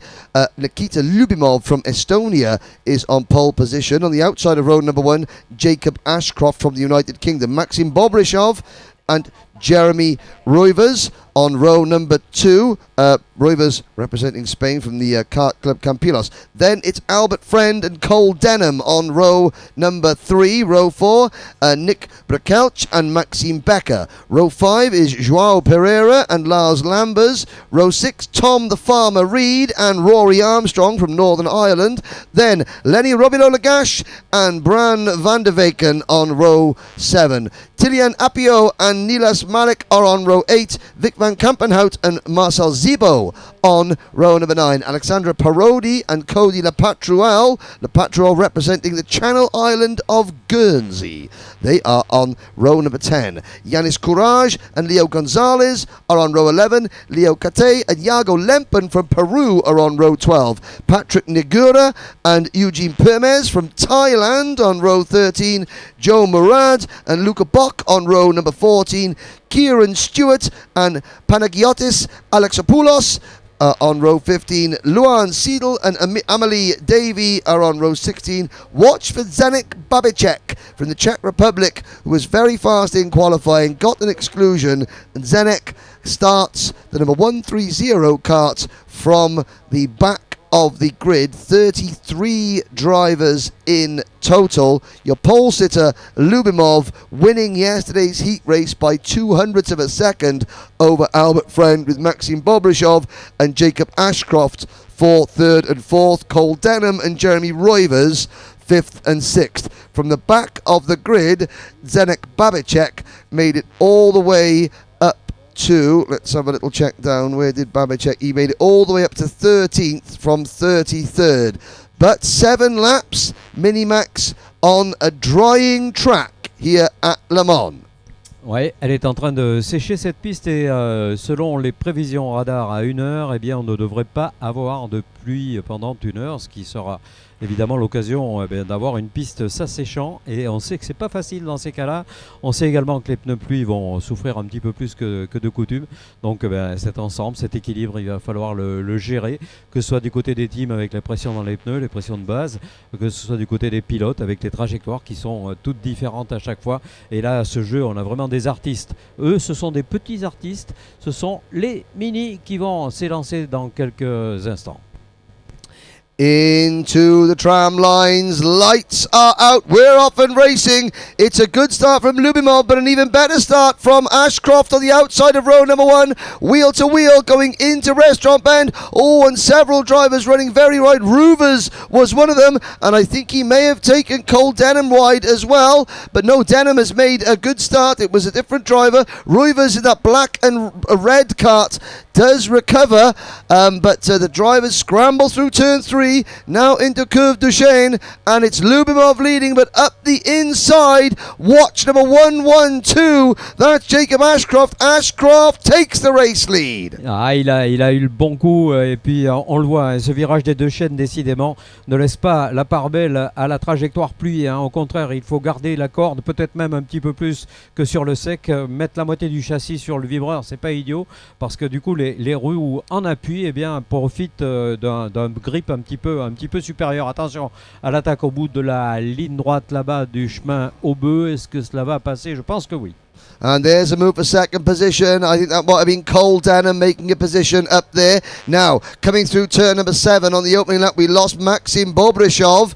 Bobrishov and Nilas Malik come to had separate spins, but Bobrishov out of 3rd position on the grid now spins all the way back to the rear of the pack. Although as I'm looking down, Bobrishov in kart 131 crosses the line in 25th position, but up at the front. Here is the action. It's Albert Friend now into 2nd place. Ashcroft leads. Friend 2nd. Cole Denham is 3rd. Then it's Lyubimov in 4th. And in 5th place, going up the inside of Lyubimov, is the number 157 kart of Germany's Maxim Becker. And Maxim maximising the grip there on the inside to take the position. Et on a vu que cette situation avait profité à un des opportunistes de service avec Friend et Denom qui étaient en train de s'expliquer, mais le B9 a été très judicieux là sur sa façon de gérer cette explication, alors que devant pour l'instant ça part pour Ashcroft, ça part avec une certaine avance. Il y avait pratiquement une seconde déjà tout à l'heure, mais j'ai l'impression que cette avance est en train de se modifier à l'avantage de Cole Denholm qui est aussi un pilote britannique. 3 pilotes britanniques aux 3 premières positions. Martin Roivers, Martin Roivers, no, that's his dad. I knew I'd do it. Jeremy Roivers, his son, in the black and yellow, the number 1-2-1 cart there, battling with, that was Lars Lambers, I think it was, going down the back straight. Rory Armstrong is up in the 7th position. Rory, the Northern Irishman, in cart number 166. At the head of this train, you're looking at now. There's the number 112 cart. So that's Nikita Lyubimov in the number 112. Then it's the Praga cart of Maxim Becker. Nick Brakelch up the inside there. No, that is Rory Armstrong up the inside of Nick Brakelch for what is 6th position. Then it's Lambers behind them and Roivers with Tom Reed, Joao Pereira and Lenny Robilo-Lagash rounding out your top 12 at the moment. Bobrishov still runs second, but up front, Jacob Ashcroft leads by just under 1 second from Albert Friend, with Cole Denham third, and those 3 drivers who I have to say it's been an absolute privilege to watch them all year, both in the UK and abroad. Ashcroft, Friend and Denham, and they're running 1, 2, 3 at the moment. Et on voit sur nos écrans de chronométrage là qu'il y a du vert qui s'allume, c'est-à-dire que les secteurs s'améliorent, la piste bouge énormément en ce moment et pour l'instant celui qui est le plus rapide c'est Albert Friend, celui qui va passer maintenant à la 2e position, alors que derrière évidemment on perd un petit peu de temps à travers les explications qui sont clean. Cependant il n'y a pas de geste particulièrement agressif de la part de ces jeunes, c'est très très souvent le cas d'ailleurs. Allez, une attaque là sous nos yeux sur le numéro 166, c'est-à-dire qu'il s'agit de Brecek qui vient de passer à la position de 6e, celle qu'occupait Armstrong jusqu'ici. Oh, Leo Gonzalez gets a mechanical flag. The Swiss driver currently running, he's running outside the top 30, but damage to his kart. Obviously, he has going to have to pit as we watch Nikita Lyubimov holding off number 157, Maxim Becker. This is 4th position. Now we look back to the number 166 kart, Northern Ireland's Rory Armstrong. The thing about Rory is he's a young driver, but he's into his history. I remember last year speaking to his mum and dad about some of the sites in Normandy as they come through from northern France, and Rory is a real young historian, and he's going to have to read his history books about this place, and the history tells him that this is the highest he's ever been in this event. Last year, Rory finished 19th in Minimax. He's up running in the top 10 now. Oh, one behind him, that's number 184, Nick Brakelch from Italy, and Lars Lambers almost going side by side. Oui, et puis on reconnaît bien son casque orange, hein. Lui, c'est vraiment facile de l'identifier et c'est en tout cas un pilote fort rapide. On rappelle qu'il s'est échappé tout à l'heure sur la 7e position. Il est actuellement 6e. Mais le plus rapide des plus rapides reste Albert Friend qui vient de tourner en 1 minute 17 secondes et 782 millièmes. Il revient. Yes, Albert Friend sets a new fastest lap of the race, and Jacob Ashcroft's lead has come down from 9/10 of a second to just 4/10 of a second. We're focusing on our screen. There is the battle for the race lead. Ashcroft for the Dan Holland Racing Team, as Rory Armstrong there crossing over with Nick Brakelch, but the battle is on up at the front. We're looking at 4th, 5th, 6th, 7th, 8th and 9th back on the screen. Here comes Brakelch, the Italian driver, for the number 184. The Nick Brakelch enters the EKS chassis, and Brakelch takes the position. Does he? No, he doesn't. He loses it back, and Armstrong continues to battle, and Brakelch is following Armstrong into Cheminot-Bouffe corner. Rory is having to make that Strawberry Racing kart very, very wide indeed. But up at the front, as we start lap number 6 out of 7, the leaders are coming out of turn number 2, and Ashcroft is going to start sensing the presence of Albert Friend right behind him, although Ashcroft responds. New fastest lap for the race leader, 1 minute 17.280. Voilà, il a repris du poil de la bête, il a senti la menace, le leader. Regardez cette explication absolument remarquable entre Britschek, Lambers, Robbio Lagache et devant c'est Armstrong qui a dû céder à ses assauts, mais ça change à tous les virages, quasiment. Hop, l'attention à la corde pour le dossard numéro 184 de Britschek. Lenny Robilo Lagache in cart number 4104, that multicolored machine. The privateer entered driver to Tony Kart chassis underneath that very snazzy graphics kit. Oh, we're 3 wide now onto the banking behind Robilo Lagache. So Robilo Lagache has moved up into what is 5th position. Armstrong is down to about 6th or 7th. But here's the battle for the lead, and we've got a new race leader. No, we haven't. Albert Friend took it very briefly. Ashcroft takes it back. They start their final lap now, neck and neck, nose to tail. It's Ashcroft against Friend in Minimax. Friend takes the high entrance into Restaurant Corner. He's going to get a great undercut, but now Ashcroft's going to have the inside line for turn 3. Ah, ils se regardent, hein. C'est une explication magnifique à laquelle ils se livrent. Ils ont tous deux des trajectoires extrêmement différentes. Et voilà Friend qui va peut-être céder à nouveau, mais il est un externe, donc il aura une meilleure accélération. Allez, Friend qui va reprendre la tête juste à l'amorce du gauche. Ouais, c'est entre les deux, ça va être très très compliqué de pouvoir rallier l'arrivée sans se toucher, hein. C'est bien parti pourtant. So far, well, Friend has just got the upper hand. Jacob Ashcroft came back at him. Some fantastic racing side by side. Each driver giving each other just enough room. Now, Friend's going to have a better run. Oh, he's going to run wide. Here comes Ashcroft. But Ashcroft then will lose out a little bit of time coming down the straight. So Albert Friend has just done enough into Shemin Obouf corner, and it looks like Albert Friend is going to take this one. But I want to say this, the drivers in all the other classes, watch these two drivers. That is how you battle for a win at the highest level of karting. Total respect given, hard racing, no contact, brilliant back and forth racing, and that is how you should do it. And I think Albert Friend, Jacob Ashcroft, the way they race against each other, and Jacques, I watch them race all the time. That is the way that all racing should be done, and all the other classes can learn from those two young drivers there. Albert Friend takes the win, Jacob Ashcroft takes 2nd position, and Albert moves to the head of the intermediate classification.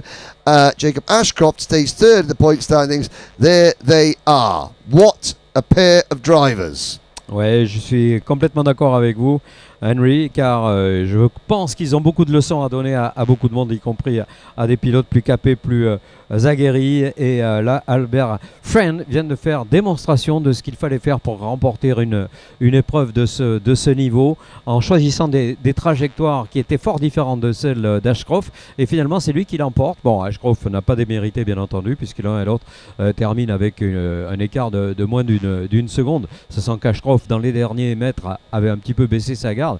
Cole Delhomme termine 3e, 3 Britanniques aux 3 premières positions.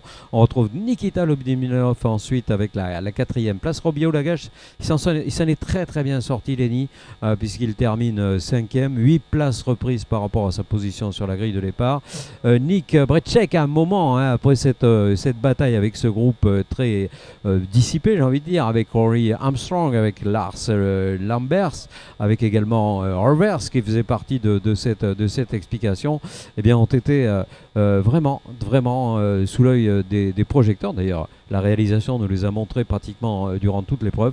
C'est vraiment une course remarquable et Andrew Baudet nous faisait remarquer que c'était vraiment d'eux qu'il fallait tirer des leçons. Oui, complètement d'accord avec ça. So again, a quick rundown. Albert Friend, Jacob Ashcroft, Cole Denham, your top 3.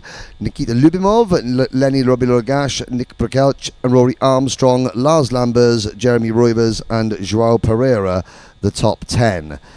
Further back, Maxim Bobrishov came home in 14th position after his spin, but we are rattling through the races now because the Minimax drivers have finished their first heat. Micromax is up next.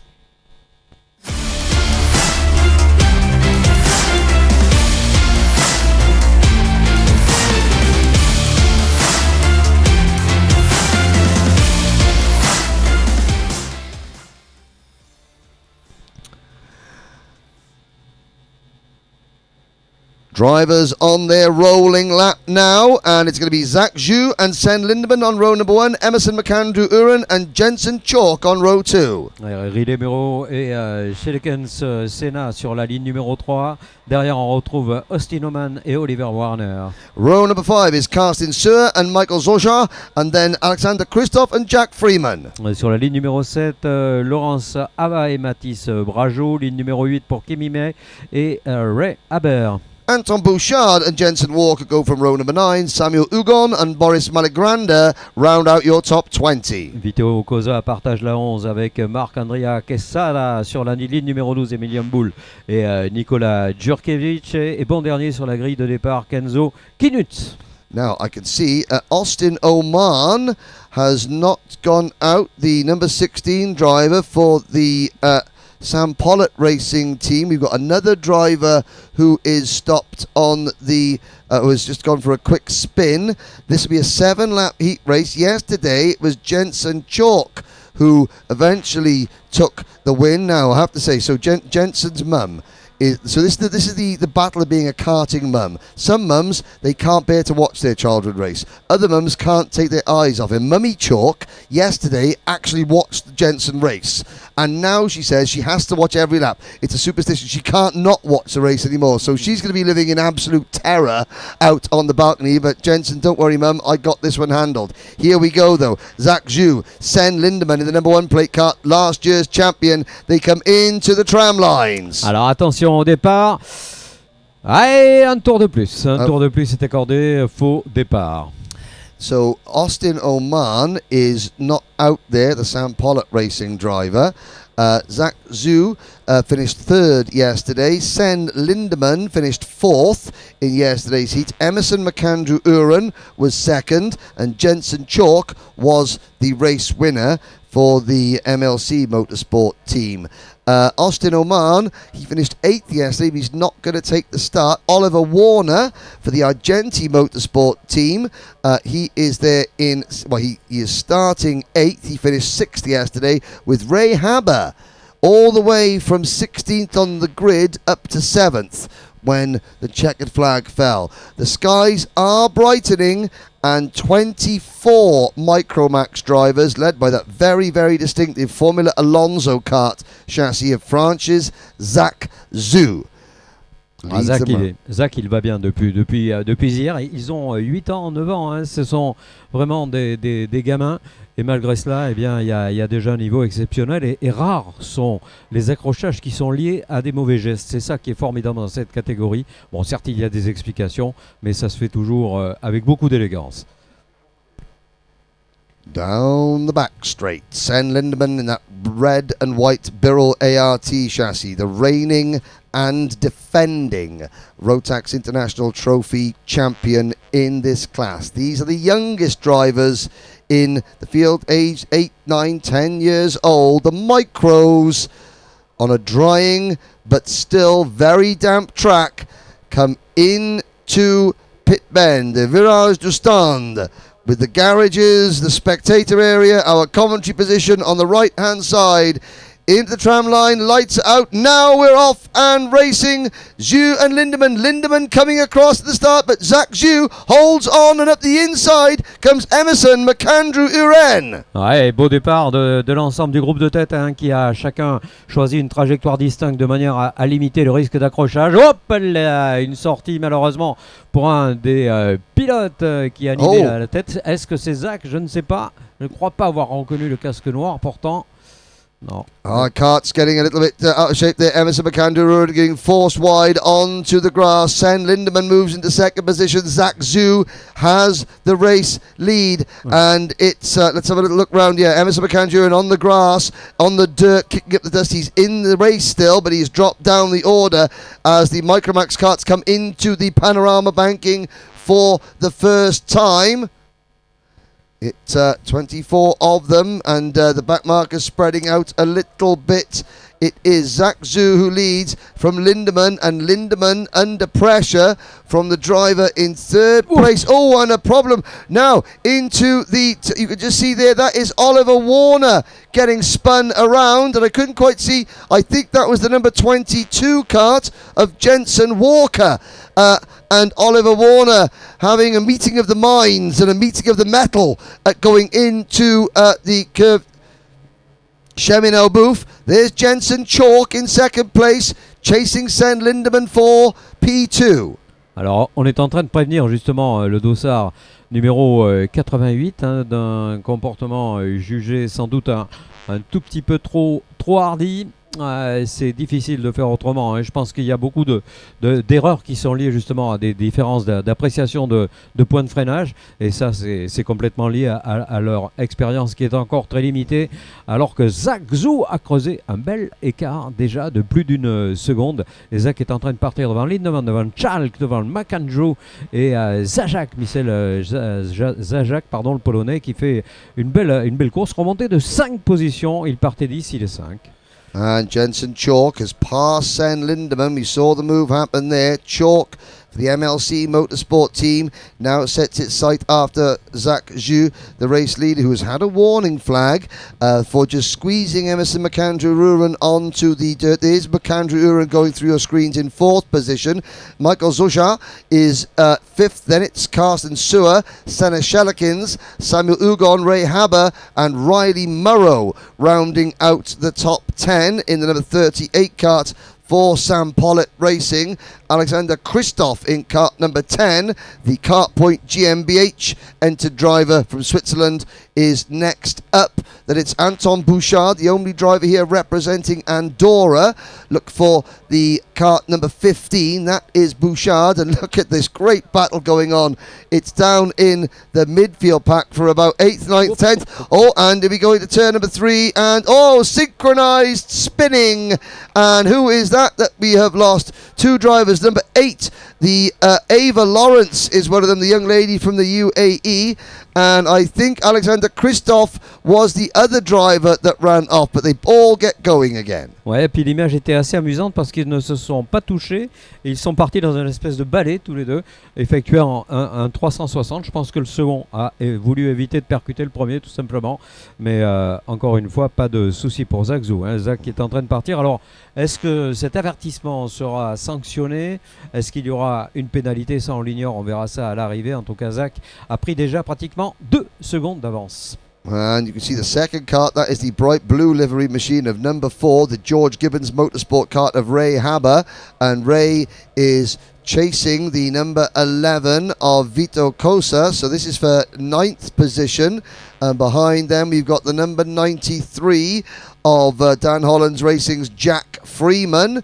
And as they cross the line, this is actually, it's Cosa in 10th, Haber in 11th, then Freeman 12th, Casada is behind them, then Braggio and Malagranda.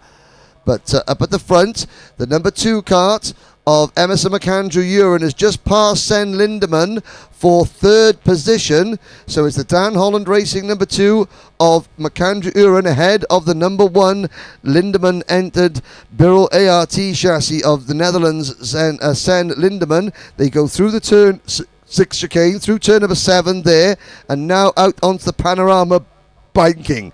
But it's Zach Zhu, 1.9 seconds in front of Jensen Chalk, and then this battle on screen for 3rd. Allez, nous sommes nous sommes d'ailleurs à la mi-course, sachant que le dernier tour a été le plus rapide pour McAndrew-Uren qui a pour l'instant le gain de la 4e position. Alors cette bataille pourrait justement être imminente maintenant avec Lindemann qui a senti le vent venir et qui a pris un petit peu le large, qui a mis un petit coup de gaz. On va voir s'il a réussi à garder cette position de 3e. La réponse est non. Et ouais, McAndrew-Uren est passé en 3e position. Yes, he's just set the fastest lap of the race as well, has Emerson McAndrew-Uren. 1 minute 20.222 seconds. Zach Zhu is pulling away at the front. Jensen Chalk, however, is still sitting pretty. 2nd in this race, but he still leads, as things stand, the intermediate classification. So Chalk doesn't need to push and force the issue to try and catch Zach Zhu, because as things stand, Chalk still leads the point standings.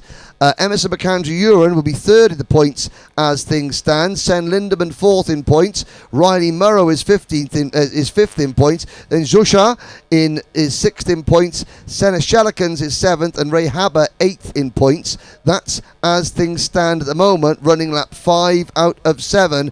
And the best battle on circuit, just flashing through your screens there, it's the red kart of Matisse Bragio, number 47, and the bright blue cart, number 4, Ray Haber. Et on a vu que Lindemann ne pouvait rien contre McAndrew-Uren. Visiblement, le pilote britannique est quand même assez nettement plus à l'aise, là, surtout dans cette partie de l'épreuve qui connaît son terme dans un petit peu moins de 2 passages maintenant. Record du tour, nouveau record du tour pour McAndrew, donc le numéro 2 reste solide.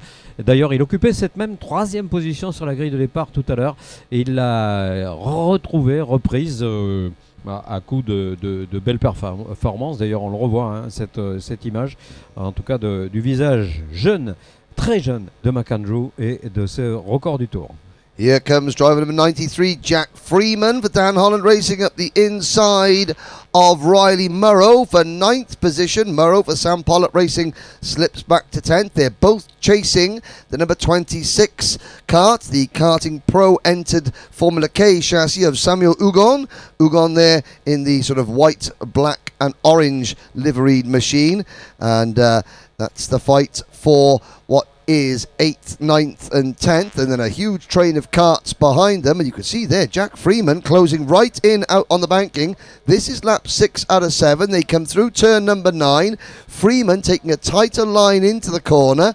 Will that help him on the run down the Sheminobu straight? Jack Freeman in the slipstream. Does he pull out and make the move? Not yet. But he's sizing up the number 26 kart for a move coming on to the start-finish straight, I am certain. They're now starting to use the curbs a bit more, Jacques, which tells me that the circuit is drying out. Ouais, peu à peu, ça sèche. Hein. On n'est pas encore sur des trajectoires complètement sèches, mais je pense qu'on va s'en rapprocher assez vite. On scrute le ciel parce que on l'a dit, hein, des prévisions météo côté radar qui nous annonçaient 1 heure sans pluie. Bon, je pense qu'il s'était un peu planté parce qu'il y a eu une légère averse tout à l'heure au moment du départ, mais cette fois, le soleil va très très vite baigner cette piste, sachant qu'on est allé faire un petit tour dehors tout à l'heure et qu'il fait chaud, hein, et on est quand même en plein été. Il doit faire 21-22 degrés. Si je ne m'abuse, 21 degrés, ouais. Final lap. We're watching the battle for 8th, 9th and 10th. Riley Murrow has got back past Jack Freeman. Freeman, though, side by side with Murrow. They're both trying to pass Samuel Ugon as they go out onto the banking. Zach Zhu, meanwhile, 3 seconds in front. There's the move from Murrow. Does he get it? Yes, he does. 3 wide. Ugon retakes it halfway round the corner. Jack Freeman now side by side with Ugon. And this is all just for 8th position.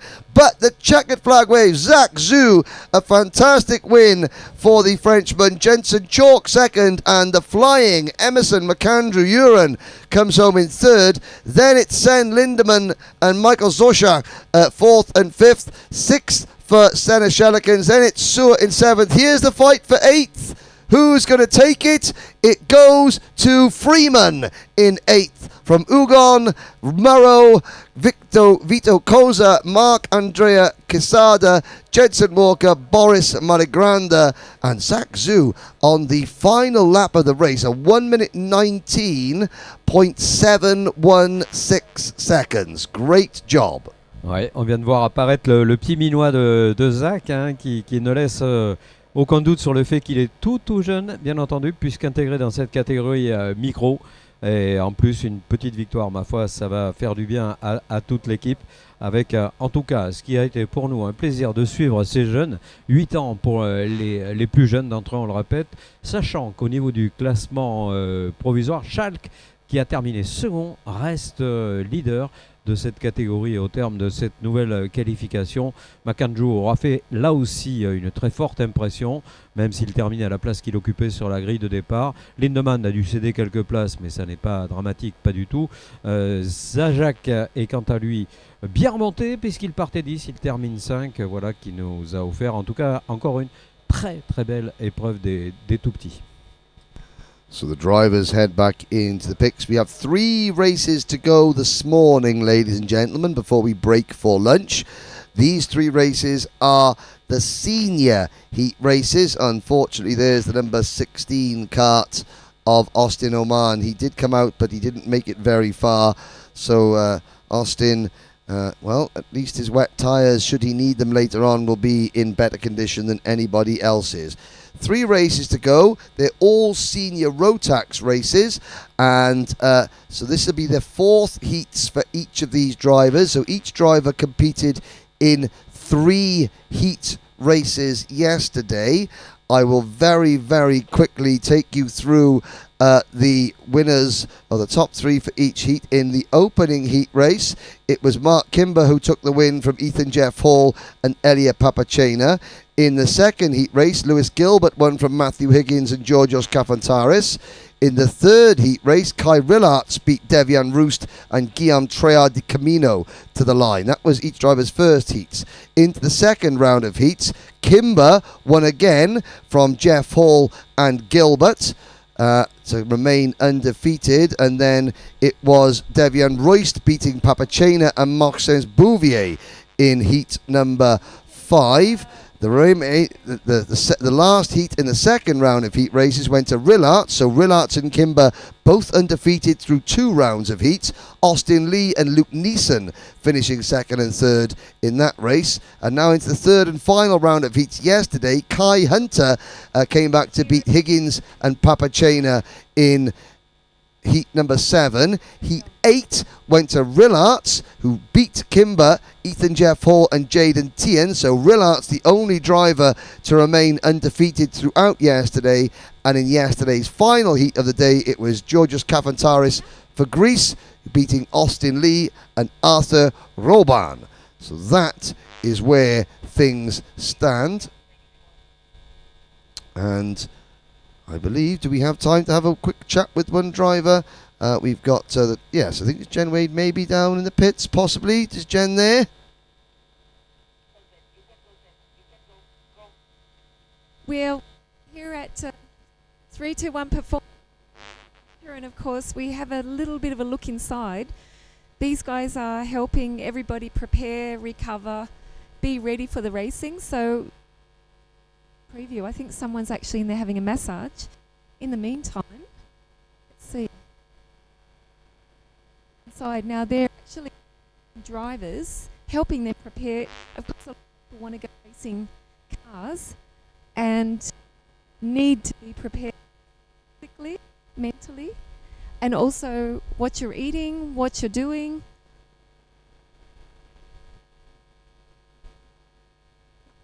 How you learn to recover, how you relax. And one of the drivers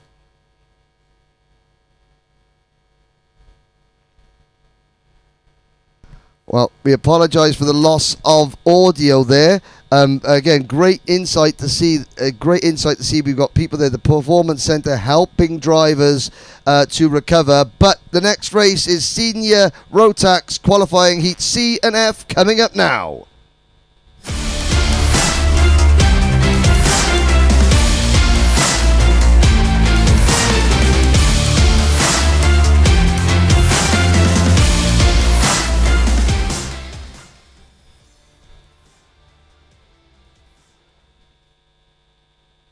Jacques Sabatier, the sun is shining. Here is your starting lineup. Matthew Higgins and Kai Rillarts on the front row of the grid. Lewis Gilbert and Luke Neeson on row number 2. Sur la ligne numéro 3, Kai Hunter est aux côtés de Jaden Tien.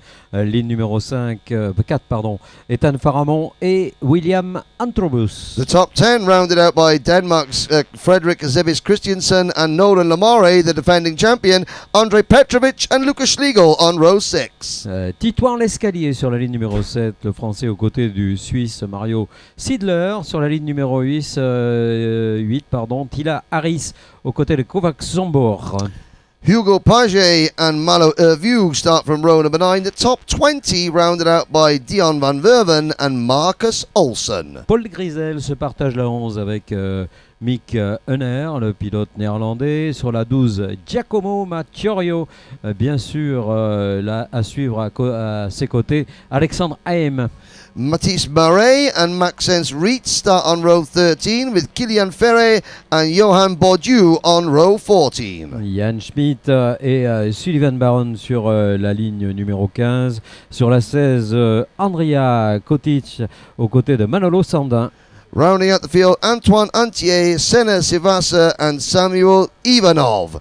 Quick check there. So Matthew Higgins, the driver from Trafalgar in mid-Wales. Kai Rillarts, the only driver who remains undefeated in senior Rotax. The pride of Scotland, Lewis Gilbert, goes from third on the grid.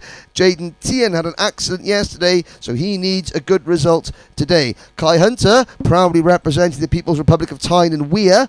And Nolan Lamore, his championship defence hangs by a thread after 2 problems in his 3 heats yesterday. Zombor Kovacs is a former Grand Finals runner-up in juniors, and he races for Gilbert's Craft Motorsport team, while further back Giacomo Maccioro is the only driver here representing San Marino and is officially San Marino's highest ranked world karter. Further back there we've got our young lady Senna Sivasa, the first driver from Turkey, racing. The young lady from Turkey starting the number 438 kart from 34th on the grid. This will be an 8-lap race under sunny skies, on a drying track, but everybody on wet tyres. Jacques Sabatier. Oui, ils sont tous à pneus pluie, hein, donc là les pneus pluie vont terriblement souffrir. Attention à ce process de départ qui me paraît bon. Est-ce que la direction de course le juge identique? Oui, pas de problème, c'est bien parti. Un excellent départ depuis la pole position pour Higgins. Matthew Higgins qui a réussi donc à s'extraire le plus brillamment. Ou alors qu'on va être à 3 ou 4 de front là pour aborder le freinage. Et c'est bien Higgins qui a réalisé le all shot. As Matthew Higgins leads, there was a collision in the middle of the pack and several drivers going for a spin coming out of the corner. Oh, there's the number 470 kart. I think that is getting turned around. That is Kylian Ferre just getting going again, and I'm looking down to see who else got caught out on this open up. Tyler Harris might have been involved in a spin. Malo Erview as well, spinning, and yellow flags waving at turn number 5. 2 karts caught up coming out of turn 5. They're both drivers getting back into the race, but up at the front it looks like it's a Dan Holland Racing 1-2. Kai Hunter passing Matthew Higgins for the lead. Hunter in the number 495, Higgins in the number 493. Gilbert, the pride of Scotland, runs third. Ouais, Hunter qui a fait un départ absolument magistral et qui va passer sur la ligne maintenant. Il semble dans ces conditions être très très difficile à suivre, alors qu'on va prévenir le 474, et bien que son comportement n'a pas été jugé idéal, c'est Cal Rillert, et lui il ne faut pas qu'il marque trop de points, hein, puisqu'il est pour l'instant en tête du classement provisoire après ses qualifications. Il y en aura d'autres, et avec lui je pense qu'on a affaire à un sérieux client pour l'espérance de victoire. Mais il y a du monde sur sa route, il y a 3 Britanniques devant, il y a Hunter, il y a Higgins, il y a Gilbert. A very quick paddock announcement. We need driver number 295, George Nassar, driver 303, Hamza Al-Fayez, and number 265, Timo Jungling, to the stewards, please. Timo Jungling, Hamza Al-Fayez, and George Nassar to the stewards immediately. Thank you. Back on track, Kai Hunter running a wide line through turn number 8 as he tries to pull away, and he's actually succeeding as he pulls away from Matthew Higgins. Gilbert in third position. You can see Lewis Gilbert, a much taller driver. That will actually help in the wet. You can move your body around and adjust the weight. Battle for 4th place. That is the number 474 of Kai Rillarts coming back to pass Jaden Tien. Ethan Faramond is next. Then it's William Antrobus. And behind Antrobus, we have Dion van Verwen, Frederik Zebis Christiansen. But the battle for second is on. Kai Rillarts' undefeated streak could be about to end. Ouais, cette bataille pour la deuxième position qui nous apparaît maintenant sur les écrans est absolument somptueuse. Elle oppose Higgins et Gilbert. Franchement, entre les deux, il y a une égalité quasi parfaite, hein. Ça va se faire à coup d'explications sur la piste, dans un cadre qui pour l'instant est extrêmement sportif. Il n'y a pas de souci de ce côté-là. On imagine bien entendu que ça pourrait se gâter lorsqu'on arrivera sur les phases finales, mais là, interdiction absolue de tomber, puisque ces pilotes-là ont marqué très peu de points depuis le début des courses. Donc il faut que ça continue comme cela jusqu'à ce soir, pourquoi pas jusqu'à demain également avec les super hits qui nous attendent. The Craft Motorsport kart of Lewis Gilbert moves into P2. And sadly, Antoine Antier did not take the start. And the Turkish lady, Sena Savasa, out of the race. We've got Tituan Lascal has dropped to the back of the grid, so has Malo Urvo. Tyler Harris is down in 25th. Lucas Schlegel has also dropped back quite significantly after various spins. But there's Kai Rillarts now in that green and white Strawberry Racing Tony kart, closing in on Matthew Higgins. But race leader Kai Hunter pulling away at the front. A new fastest lap, 1 minute 12.010 seconds. He leads Gilbert by 1.3 seconds, and Gilbert has got a lot of company behind him. Higgins, Faramond, Kovacs, Tien, Rillarts, Van Verwen, Antrobus, and the rest. In fact, Kai Rillarts, have to say, not looking too happy in these conditions. He's fallen behind Jaden Tien. Et beaucoup de pilotes sont prévenus, hein. Beaucoup de pilotes sont prévenus, dont Ethan Faramond, excellent quatrième de cette épreuve. Et le retour de Zambor derrière, magique, hein, de 11 positions. Le voici parti 16e et pour l'instant 5e. Superbe course réalisée par ce pilote, alors qu'on imagine et on voit que ça s'explique fort au freinage du chemin au bœuf. Yep, there's the battle between Tien in 6th, Rillarts in 7th, Van Verwen is 8th, and Antrobus, the last kart on your screen there, is in 9th position. And Rillarts really having to defend. All is not well with that kart there. Oh, and Rillarts there, the crossover move on the number 475 kart. The 475, Dion Van Verwen edges Rillarts wide. Rillarts comes back, and here comes William Antrobus, who passes them both. Ouais, il y a eu contact, hein, un petit regard noir là, j'imagine, de la part du pilote qui a été, non pas agressé, mais enfin en tout cas bien bousculé dans ce passage qui était un petit peu moins fair-play qu'à l'habitude. Bon, ça peut arriver de temps à autre tout de même. Oh, and now Dion Van Verwen giving William Antrobus a little bit of a hurry up there. Oh, and what's the problem there? Antrobus there, understeering going through the corner. Thought there might have been a problem developing, but the Manchester City supporter, William Antrobus, will have been very, very pleased with that one move he pulled off, passing two drivers in once. He's now lost those positions back, but great battle. We're over halfway now, and the leaders, well, Kai Hunter leads Lewis Gilbert by just under a second. Gilbert is quicker though, and look at Kai Rillarts having to defend from the Sam Pollitt Racing number 452 of Antrobus with the black, green and the black, green and white kart, the Paul Grissel and Frederik Christiansen just behind. There is another battle at Zsombor Kovacs making a move. Ouais, et, il a passé Faramond. On savait qu'Ethan était sous le regard de la patrouille, hein. On savait très bien qu'il avait été prévenu, donc pour lui, forcer la porte aurait été quelque chose de maladroit. Et Zsombor continue ce retour incroyable. Magnifique performance du dossard numéro 449. Kovacs qui est revenu, qui doit être maintenant même à la 4e position, si je ne m'abuse. Confirmation dans quelques instants lors du prochain passage de ces hommes, pour qui il restera tout juste 2 tours, et seulement 2 tours avant l'arrivée. 1 minute 11.356 is Lewis Gilbert's fast lap. You can see Senna Savasa there in the marshal post, in the black race suit and the hair in the ponytail.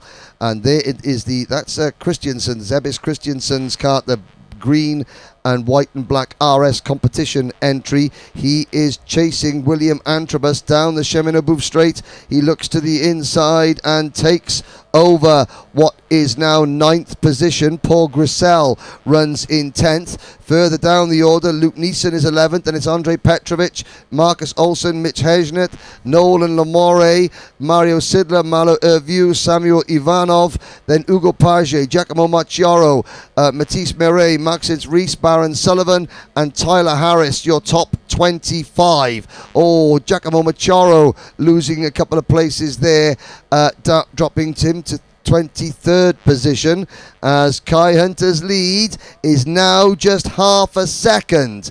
As there they are on your screen, Hunter in the 495 and Gilbert in the 429. Gilbert closing in and maybe having a look at potentially, well, Gilbert at the moment is 6th in the points classification. Hunter is a lot further back because Hunter had a last lap incident in his opening heat race, so Gilbert can afford to maybe, he doesn't have to pass Kai Hunter. Hunter at this stage has a lot more to lose than Lewis Gilbert.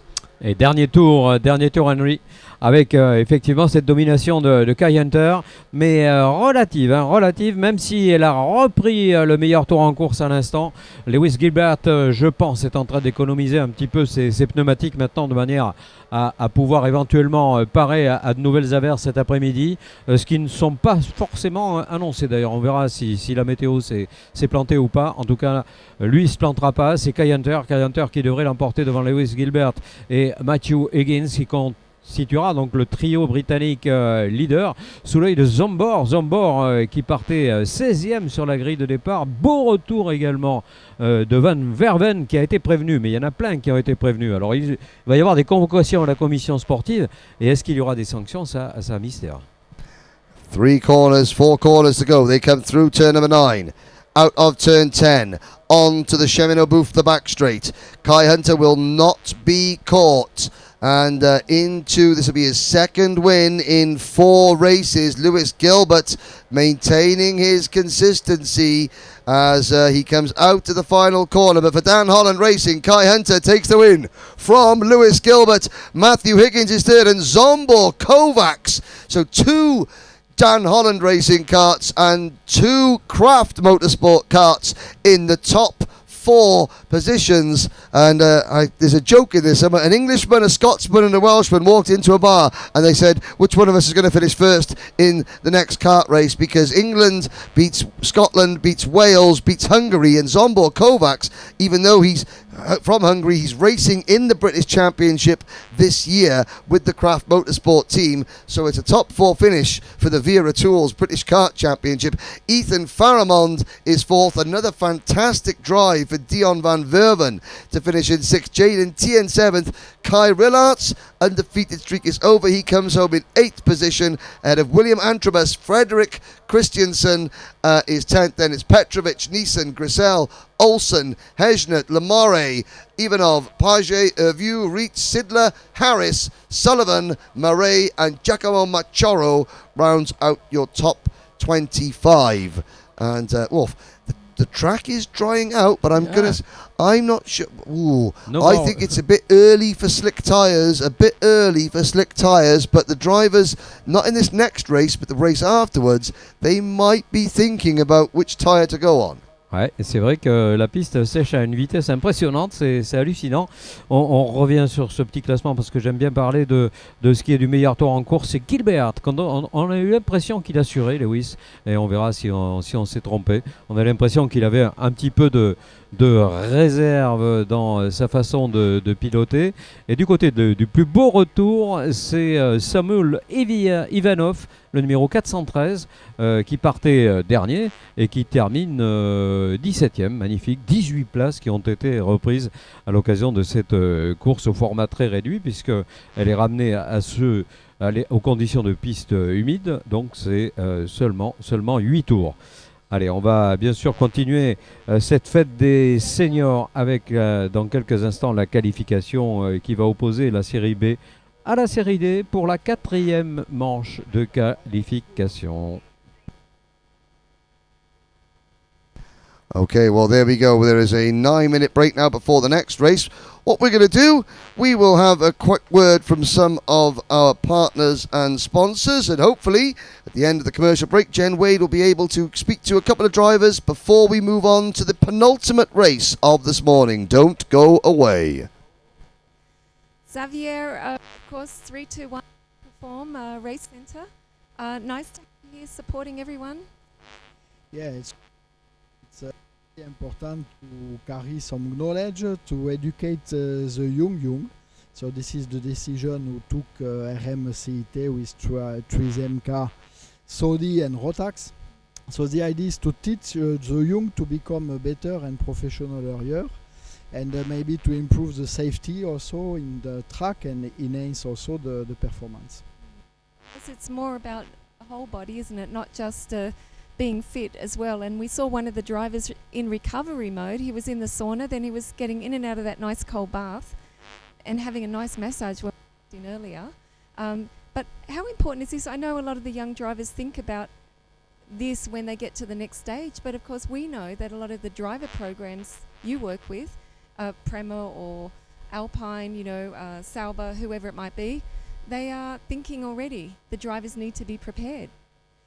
Yes, I try to find earlier as possible the best professional driver. So it's really important to educate really early. So we play with teaching some routine, mental routine, or some routine to recover better and quicker, or just warm up the body or the vigilance, the reaction, grip feelings. So it's human on the globality. And of course, if anyone's interested or needs some information, they can check out your website. Yes, of course. So www.321perform.fr. In the meantime, you hear if people have questions, Pico in there with some pipes and strapping on his leg as well for inflammation, I think you said, in his knee. Yeah, exactly. We can manage some injury, or we can work to not be damaged. We can anticipate also. So we have different medical process to make it really better. So it's open for every people who wants, mechanics, team manager, drivers, and it's also important to teach each other to be able in the future to do it themselves. Of course. Do you think that it's something, an awareness that people don't yet have at this age, young drivers? Yeah, at this age, they have to learn everything. So it's not just learning about the driving, but they need to learn how to be better on the energy. So eat better, sleep better, warm up better. And they are really young, so everything is really possible. They learn fast, and it's an advantage. We need to use it. It is an advantage, and they need to go to school and learn about all those other things. Okay, thank you so much for your time. We'll be popping in and out. And maybe we book in for a massage. What do you think, Ines? Massage? Thank you. You are welcome. Voilà, merci Jen pour cette interview donc, de ce qui est un des partenaires de ce RMC International Trophy. Et bien sûr que la condition physique des pilotes, on n'en parle pas, mais c'est vrai qu'on a tort parce que c'est vraiment un élément essentiel pour parvenir à performer au maximum. Et là, ce titre, la pluie a tendance à économiser un petit peu les physiques, alors que sur le sec, c'est terrible. Hein, là, les contraintes des jets latéraux en particulier sont considérables. En kart, on a des accélérations transversales qui sont insupportables hein, pour quelqu'un qui n'est pas musclé, qui n'est pas habitué en tout cas. Well, there's a look. I have to say that the ambient temperature here, Jacques, is quite high. It's much warmer than it was yesterday. We're not quite at the temperatures that it was. You can see the Rotax banner there in the breeze. There is a bit of wind as well, which will help dry the track even quicker. And we've got Heat Group B and Group D coming up shortly. That will be due to start at 2 minutes past 12, so in 4 minutes time. Now Jack and I are in the second story building. You can see on the left hand side. In there you have Apex Timing, Thomas de Longchamp and his team from Apex Timing. You have the race control, the WFR race control building, the all the panel of cameras. So the cameras that you're seeing on your screen aren't the same cameras that the stewards are seeing. They have got cameras dotted all around the circuit to look at incidents and accidents. Georges and Luis are doing a fantastic job at looking at the cameras, and then the FFSA officials are also there monitoring those as well. Behind the grandstands, the garages, so you've got obviously the paddock on the right hand side. A lot of the teams are in there, but then some teams are all occupying the garages, the boxes as we call them in Europe, on the left hand side of your screen, the pit wall. And first of all, we must say thank you to the marshals in the orange. But before we get back to the next racing, let's hear quickly from some of our advertising partners.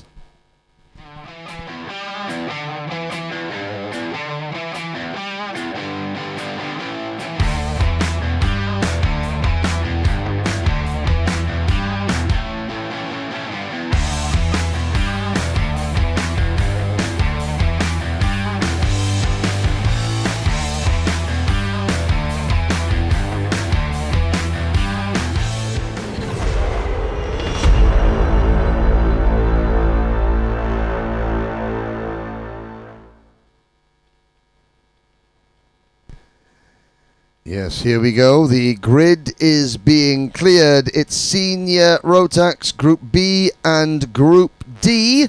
And that is our next race.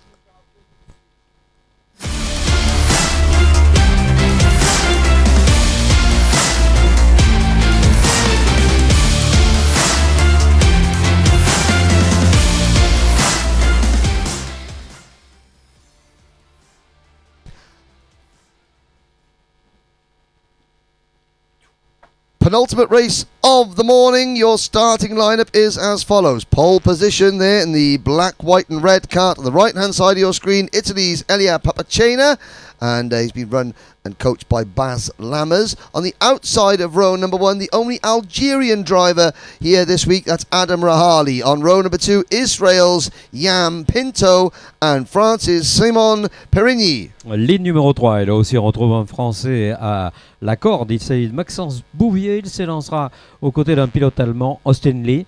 Ligne numéro 4 dévolue à un Autrichien, Christophe Saller, aux côtés duquel nous retrouverons Arthur Robin pour la France. On row number 5, Nick Trobec from Slovenia and Greece's Georgios Kafantaris. Row 6, we have Lilian Richard and Sver Uben from France and Belgium, respectively. Attention sur la corde de cette ligne numéro 7, il nous a impressionné hier. Il vient du Portugal, Henrique de Oliveira, aux côtés d'Oscar Pelmel, qui a reçu l'interview tout à l'heure de la part de Jan. On retrouve ensuite à la 8e ligne Tom Cavé et un autre Tom, c'est Biou. Row number 9, Hugo Grasdieu and Mika Bartholomew from France, and it's an all-French 10th row as well, Jules Bailey and Naël Marin Dubois. Léon Zelenko, le pilote hongrois, s'élancera aux côtés du pilote israélien Yarin Schultz.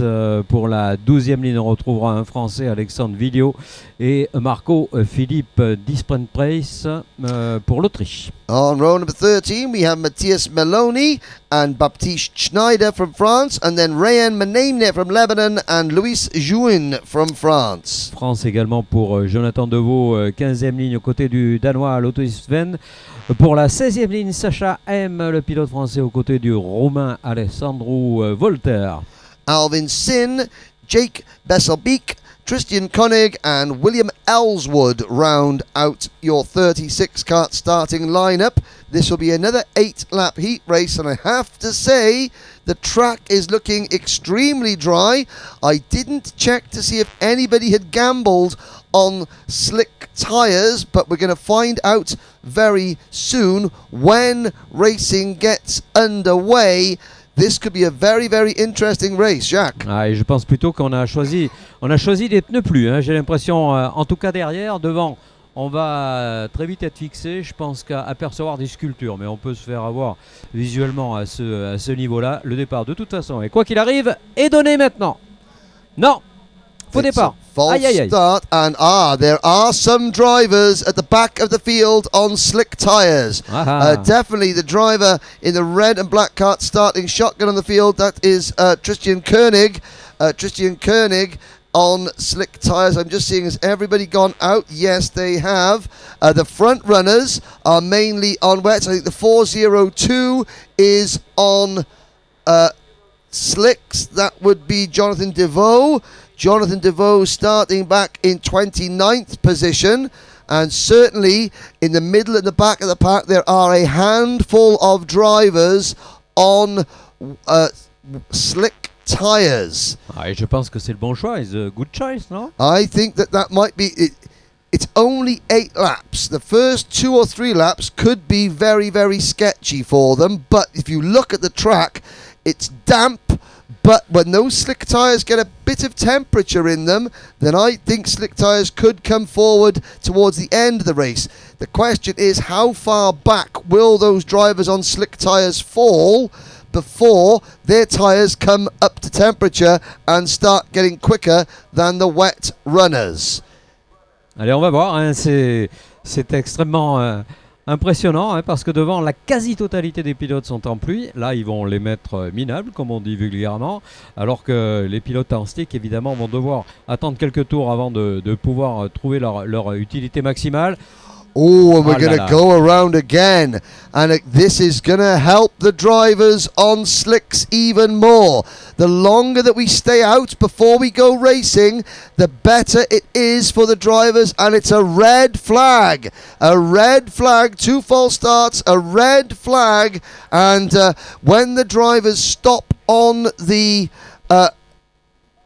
grid, myself and Jacques will be able to see who is on what, and I will make some notes as they come to the line. It'll be a brief stop, but I will try and get down onto the circuit, or at least onto the thing, to make notes of who is on slick tyres. This is good news if you're on slicks, bad news if you're on wets. Ouais, parce que le fait bien que la procédure soit relancée, ça va encore permettre à la piste de s'assécher un peu plus, c'est-à-dire favoriser a priori, bien entendu, on n'a jamais de certitude là-dessus, les pilotes qui ont fait le choix qui paraissait audacieux et qui deviendrait du coup judicieux si jamais bien la piste continue à sécher.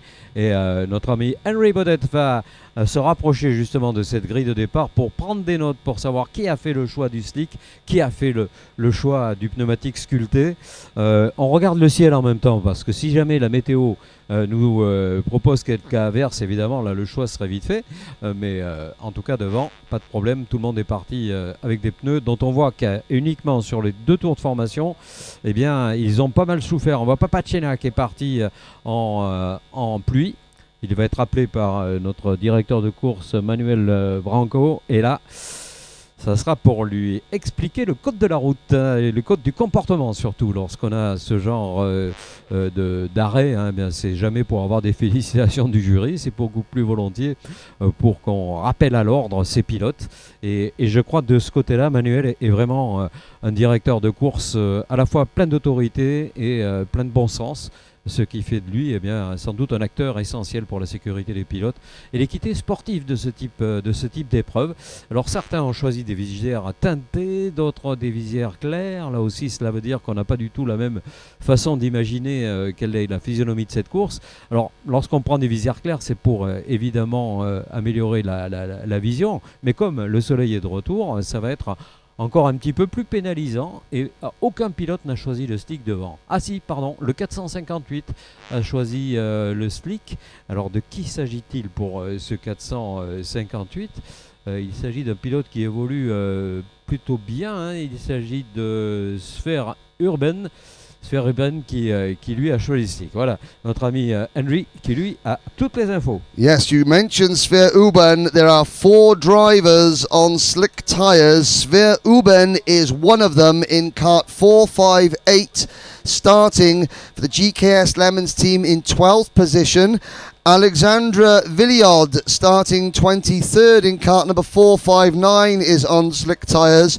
Jonathan Duveau, kart starting 29th in kart 402, is on slick tyres, and Tristan Koenig on the number 467 kart starting 35th. And on the last row of the grid for the CRG team, the Kart Shop Switzerland entered kart is also on slick tyres. There may be one or two more. I don't think so. They were the only 4 drivers that I spotted on slick tyres, and they are in the hot seat. So 458, the bright yellow and orange kart, Sver Uben, and then Alexandra Villiod in kart number 459. That is the Villiod entered kart. Duveau in kart 402, and Koenig in kart 467. Jack, look at the track. It is almost bone dry. Oui, je suis d'accord. Complètement d'accord, Henry. Cette piste qui paraît complètement sèche. Et je crois qu'il va y avoir des très très grosses surprises. Et sans doute aura-t-on un œil différent à l'issue de cette épreuve sur la position au moins du Belge Uben. Uben qui a une grosse carte à jouer là sur cette opération. Alors les premiers tours évidemment vont donner l'avantage aux gommes ultra tendres sculptées. Ensuite ça va être une autre paire de manches. Hein. On reste quand même en format piste humide, 8 tours seulement pour cette épreuve. The problem that Uben and certainly Villiod, Deveau and Koenig will have is that they will have to move off the racing line to pass the drivers on wet tyres. Off the racing line is when the track is still greasy. But 8 laps on a drying track, the racing line is bone dry, offline is still very greasy, and it's going to be Papachena and Rahali who lead the field. Pinto and Perigny on row number 2. Lights are out. We are off and racing down towards turn number 1. Watch on the outside line, the orange and yellow kart. That's the driver on slick tyres. And he's not even sliding wide. Sver Uben is looking good already. Look as they come out towards turn 3. Uben goes to the outside line and he's going around the outside, but up at the front it is Papachena battling with Rahali for the race lead. Il est en train d'être complètement gêné par tous les pilotes dotés de pneumatiques sculptées. Il va revenir, mais il faut qu'il y aille avec prudence tout de même, parce que pendant quelques passages il y aura encore des traces d'humidité ici ou là, mais pour l'instant ça fonctionne plutôt bien. On le voit aller chercher des trajectoires très extérieures là-bas pour aller chercher du sec. Ouais, et c'est déjà quelques places de gagné. Il doit être aux alentours de la 6e position déjà. Yep, here comes Sver Uben. Up the inside, can he get the kart slowed down into Shamin Albouf corner? This is where the slick tyres might be at their weakest. Probably got a warning flag for Arthur Robin, but as they come onto the start-finish line to complete lap number 1, Elia Papachena leads. Arthur Robin in second. Here comes Austin Lee up into P2 now. Lee goes into P2. Robin is third, and there is the GKS Lemons kart. Sver Uben climbing all over the back of Georgios Kafantaris, and he looks to the inside. Uben moves into P4. Et 4e place déjà, incroyable. Ça c'était un choix audacieux, parce que faire ces choix-là lorsqu'on est avant-dernier, c'est évidemment tout à fait compréhensible. Par contre, quand on évolue devant dans les 4 premières lignes de la grille de départ, là c'est vraiment un coup de poker incroyable, alors qu'on avertit le numéro 418 d'une attitude jugée un petit peu trop dissipée. Uben up past Arthur Robin into 3rd position, and behind Robin now holding off Kafantaris, Rahali, Bouvier and Pinto. There is the Craft Motorsport kart, and already Sver Uben has caught Austin Lee. There he is. Papachena is going to be running scared up at the front, because Sver Uben, watch how he just signal maneuver to the inside. No, Austin Lee holds him off so far, but now much more grip on exit. Uben into P2. Et attention, hein, ça revient très très fort également pour William Ellswood. Pourtant, on n'a pas l'impression qu'il était en slick lui. Mais alors, il a repris déjà 21 positions depuis le départ. C'est une course complètement folle, complètement dingue qui nous est proposée. Et il va gagner, c'est obligé. Il va gagner. S'il ne pleut pas, il n'y aura pas d'autre alternative pour le pilote belge. Il va remporter cette épreuve, ça sera impossible de lui résister. Il est déjà second, il a gagné 2 secondes pratiquement sur le dernier passage par rapport au leader. Regardez au freinage, c'est énorme, au freinage du chemin au bœuf, il recolle littéralement au leader. Here on screen is the battle for 3rd, 4th and 5th, but we're going to have a battle for the lead very shortly. Sver Uben coming out of the final corner, and Uben, you can just see the flash cross read, Uben Uben now leads. Papachena running wide, coming out of the final corner. Looking back further, there's the Craft Motorsport kart of Georgios Kafantaris.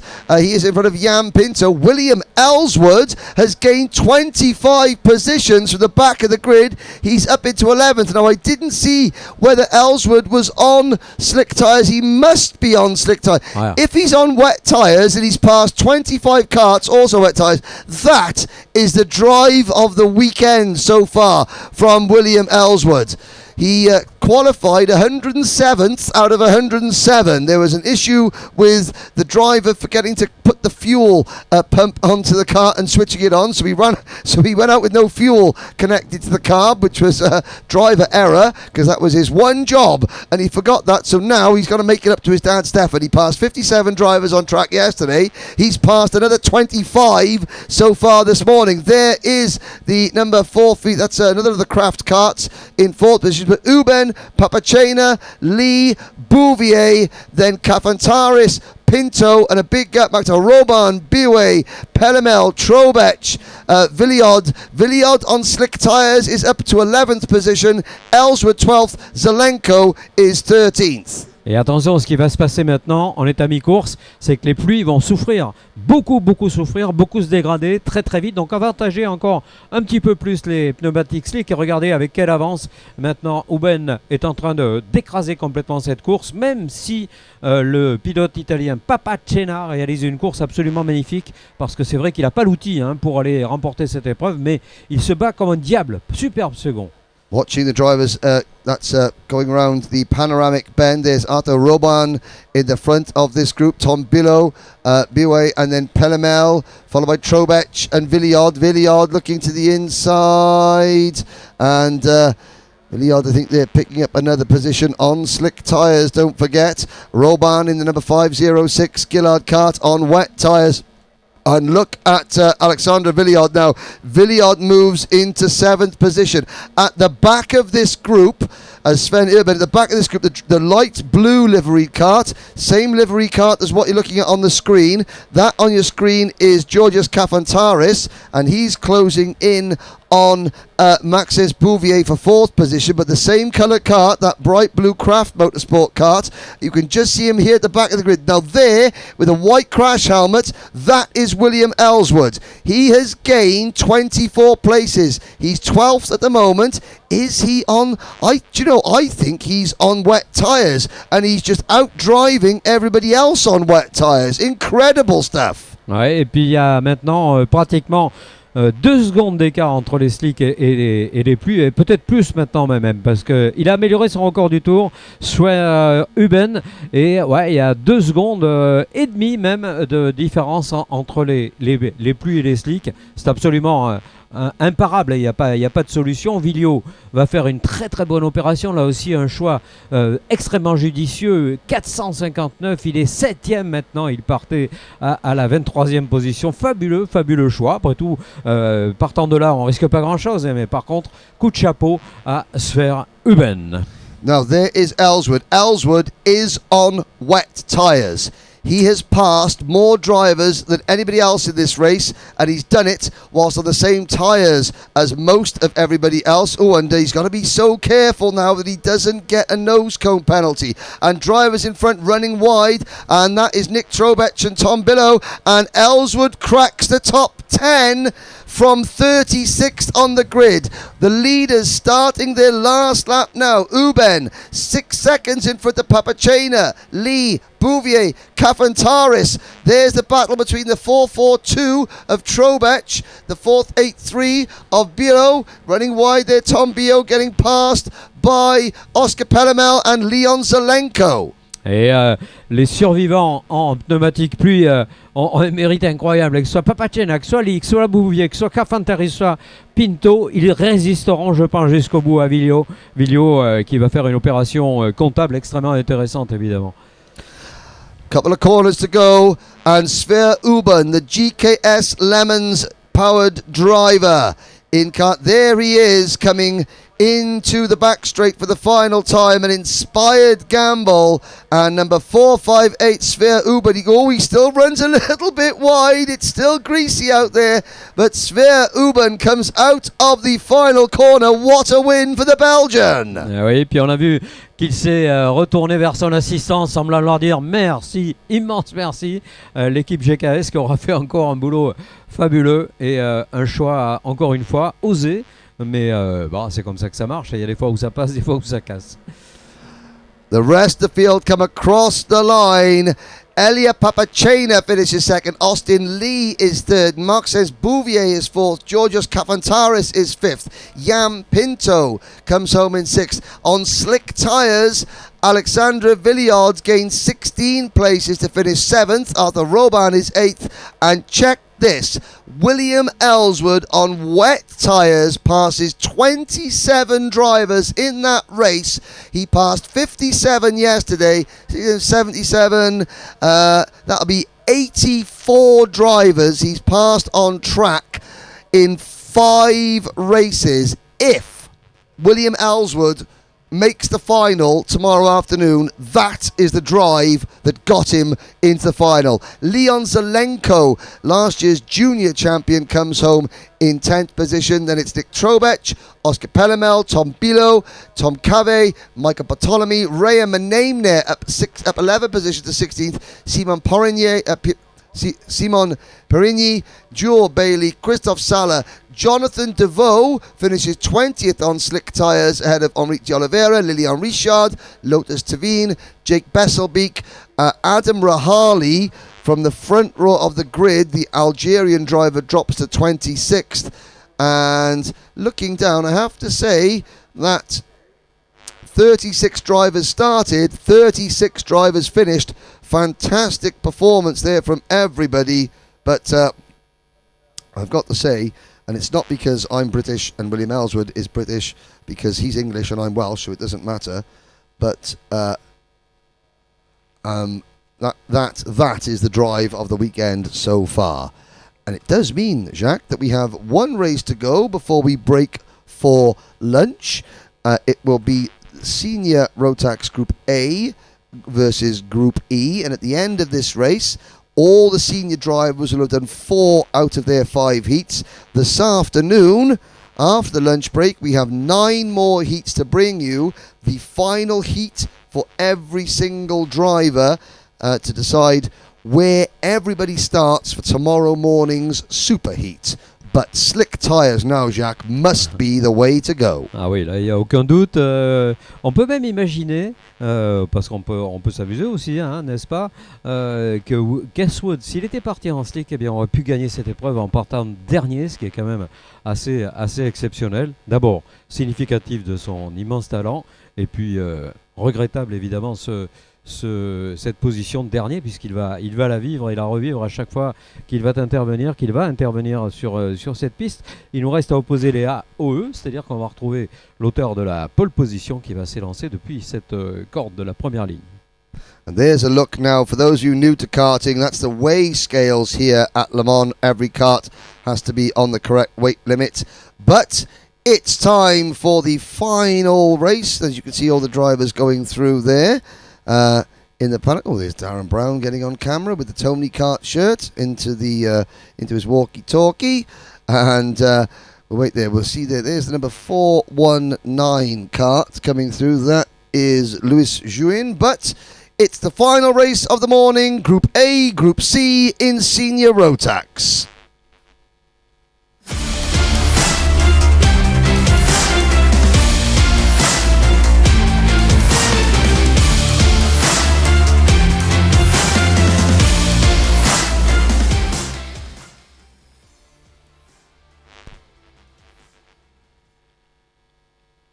Thirty-six more drivers led by number 497, Hisham's Ethan Jeff Hall.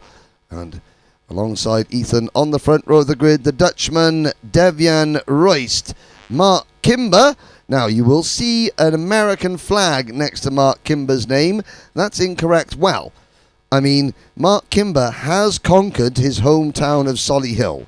in the UK. And once you've conquered Solihull, the only place bigger than that to go and try and conquer is the United States. Maybe that's why he's got an American flag. Guillaume Treard de Camino is going to start on the outside of row number 2. Ligne numéro 3 pour Montego Massen, le pilote allemand aux côtés du polonais Colin Ważny. Attention à Ważny, il va vite avec Aaron Krepsik. C'est la Hongrie aux côtés de la Hollande avec Wout Versen.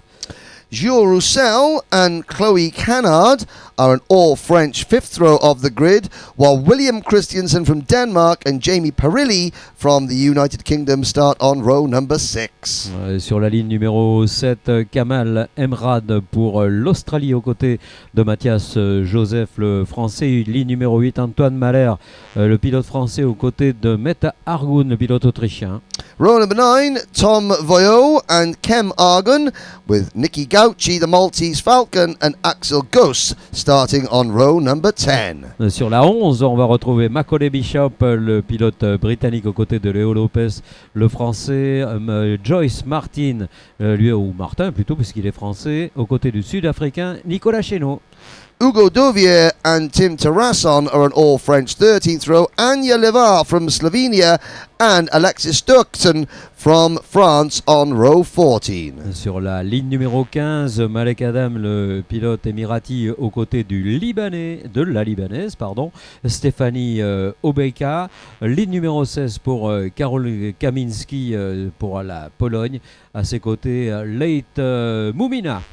Gavin Desert and Tom Langlois start on row number 17. Kilian Ulmel and Pietro Valdo Ponce from Italy round out your 36 kart starting field. All 36 karts are on circuit, and I'm assuming, I haven't seen, but I am assuming that all 36 karts are on slick tyres. If they're not, they should be, and if they're not, then I have to wonder what's going on inside the mechanics' heads.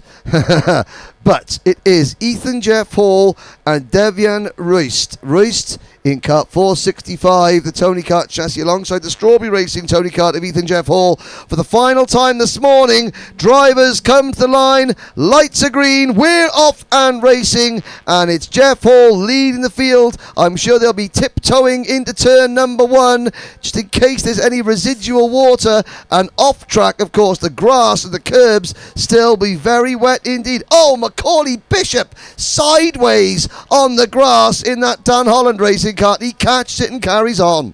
Allez, pour l'instant, un départ qui s'est passé très clairement, pas de soucis. On a bien compris maintenant de quelle manière aborder cette procédure, après que plusieurs rappels aient été nécessaires pour que les pilotes comprennent qu'il n'y aura pas de ficelle à sortir plus que cela. Devant, pas de problème pour un écart déjà creusé pour le leader qui va arriver dans quelques instants au freinage du chemin au bœuf. Il se retourne pour voir l'écart qui le sépare de son suivant le plus direct, le plus immédiat. Mais l'écart est creusé sur le dossard numéro 497 qui a réussi tout simplement un départ bon, mais pas plus que ça. Est un Jeff Hall qui partait, le Britannique, en pole position. Yeah, Ethan Jeff Hall takes a long look. Well, Kimber has taken over the race lead. Mark Kimber having a long look over his shoulder as they complete the opening lap, just to see where his teammate Ethan Jeff Hall in kart 497 is, and the answer is he is 0.8 of a second behind him, and he's got his hands full with Germany's Montego Massen in that yellow, white and black number 489 kart for the Kraft Motorsport team. But Massen has a lot of work to do to try and get past Ethan Jeff Hall. He looks to the inside and takes the position. So Montego Massen up in the second position, and that is Jules Roussel, I think, in the bright blue kart, the number 484 kart, the independent entered Sodi kart chassis, and Roussel now into third, Jeff Hall back to fourth. Ouais, il a fait un très très beau coup là, Jules Roussel. On devrait le retrouver troisième maintenant pour ce nouveau passage. Il est littéralement survolté là. Les temps qu'il réalise sont très très bons, même s'il concède 2 petites secondes à Mark Kimmer. Mark Kimmer, le Britannique, qui a réussi un start absolument nickel, hein, rien à dire. Alors que derrière, les explications se multiplient à l'avant de ce peloton de chasse. Oh, and that's the number 448 GKS Lemons kart of Kamal Murad from Australia, running a little bit wide, and he is just behind William Christian Christiansen. Macaulay Bishop is in this pack as well. There's the number 420 card on your screen. That's Antoine Marler. And this is the battle for the lower reaches, the top 10. In fact, that's 5th, 6th, 7th. Oh, and a problem there. 2 cards going for a spin. Aye. One of them was Murad. And I think the other one may have been Antoine Marler. It was Antoine Marler in cart 420 and Kamal Murad coming together out on the banking, and a lot of drivers behind having to take evasive action. The Danish driver on that RS competition chassis, the white, black and green livery car, bright green. Christiansen's up into 5th position. Macaulay Bishop from 21st of the grid up into P6. Ouais, incroyable, retour de Macaulay Bishop, magnifique 6e chrono raté, là c'est dommage, hein, encore une fois c'est extrêmement pénalisant, mais lorsqu'on a cette détermination et cet équilibre, les choses restent toujours possibles, y compris d'ailleurs une explication qui s'avère plutôt tendue là, dans laquelle sont mêlés quelques-uns des animateurs du groupe de milieu, avec Axel Goes, le pilote néerlandais qui essaie de se débarrasser de la concurrence, mais la concurrence est là, elle est bien là, avec Tom Vouot devant un Français, Joyce Martin également, 14 places reprises par Joyce. Great battle on our screens now, heading down the Chemin au Boeuf straight. You've got, I can't quite see who's in it. There's the number 492 cart. That's Jamie Perilli, who is now into 7th position, ahead of Aaron Krepsik for the KMS Europe team. Tom Voyot and Joyce Martin round out the top 10. The fight you're looking at on your screen, that is 11th place, back to about 30th position. That is Devian Royce, Chloe Carrard, Axel Goyce. The number 401 of Leo Lopez in that. So is Guillaume Treard, Nicky Gauci, the Maltese Falcons in that group. So is Wout Kirstjens, Nicolas Cheno, Colin Vashni, Hugo Dovier, Alex Storkson, Pietro Pons, and the rest. But up at the front, here is Jules Roussel in the bright blue cart being passed by the Dan Holland racing machine of Macaulay Bishop. So this is 5th, 6th and 7th places on your screens, and that is Jamie Perilli up the inside of Roussel to pick up a place. Ouais, ça perd un petit peu les pédales là pour Jules Roussel, alors que Bishop continue sa remontée. Bishop, c'est le dossard numéro 485, et derrière on regardait également ce très beau parcours réalisé par Joyce Martin. On l'a dit tout à l'heure, et devant, eh bien c'est pas gagné, c'est loin d'être gagné pour Kimber, parce que le pilote Massen est en train de produire son effort et de reprendre 4-5 dixièmes à chaque tour au leader, et pour l'instant, eh bien ça peut inviter l'Allemand à aller jouer la gagne. Yeah, the race leaders are heading out onto the banking now. There they are. Mark Kimber is being caught by Montego Masson, and Ethan Jeff Hall is quicker than both of them. Now at the moment, Mark Kimber is leading the intermediate classifications. Montego Masson is 8th in the point standings, and Ethan Jeff Hall 3rd in the point standings. At the moment, Strawberry Racing have 4 drivers in the top 7 in the intermediate point standings. Kimber leading them. Montego Masson, well, what does Masson do? He's 8th at the moment. He can maybe have a bit of a gamble, because Kimber's not going to want to sacrifice a potential pole position as things stands for the superheat. So Masson can maybe be a little bit more aggressive, because Kimber will think, okay, well, I'm still leading the intermediate standings regardless of where I finish 1st or 2nd. But Masson closing in, Jeff Hall not far behind, and then it's Christiansen, Bishop, Perilli and Roussel all fighting over 4th place. Ouais, à tous les niveaux, il y a des batailles superbes. Et devant, on est en train de regarder ce retour incroyable du pilote allemand sur la tête de course. Et Henry Baudet nous le disait, il y a à jouer la position sur la grille de la Super Hit, ce qui est évidemment extrêmement important. Allez, est-ce qu'il va attaquer maintenant Massen tant que la dynamique est là? Pour l'instant, non. Hein, belle sagesse du pilote allemand. Mais il va finir par tenter. Hein. Je pense qu'il va y aller. Il reste encore... Ah, on est dans le dernier tour déjà. Last lap déjà. Halfway of the last lap, Mark Kimber took a long look over his shoulder on the start-finish line just to see who was behind him. He knows it's Montego Masson. He knows that it's no threat to the intermediate points lead. So Kimber, he's not defending as he would very frantically, but now into the banking. He sort of hugs the inside line a little bit. Masson swings out wide. Here comes Ethan Jeff Hall through turns 9 and 10. Montego Masson to the inside. Ethan Jeff Hall trying to go around the outside. Kimber holding on in the lead. Ah oui, et puis ils sont 3 maintenant, et c'est même pas sûr que Massen arrive à garder sa deuxième position, parce qu'il y a un fou furieux qui déboule derrière, c'est Jeff Hall. Ouais, ça va rester comme ça, Kimber qui remporte cette épreuve devant Massen et Jeff Hall, mais ça nous donne une idée de ce que vont être les phases finales, ça va être chaud. 3 wins out of 4 for Mark Kimber, and Montego Masson finishes in P2. Third is Ethan Jeff Hall. Fourth for Macaulay Bishop. Fifth is William Christensen. So Bishop gained 17 places, and have to say that Bishop came into today 60th in the classifications. That will improve by a long way at the moment. There is a look at the intermediate standings. As the classification, it's Kimber, Masson, Jeff Hall, Bishop, Christiansen. Perilli is 6th, followed by Aaron Krepsik, Jules Roussel, Tom Voyot, Devian Royst.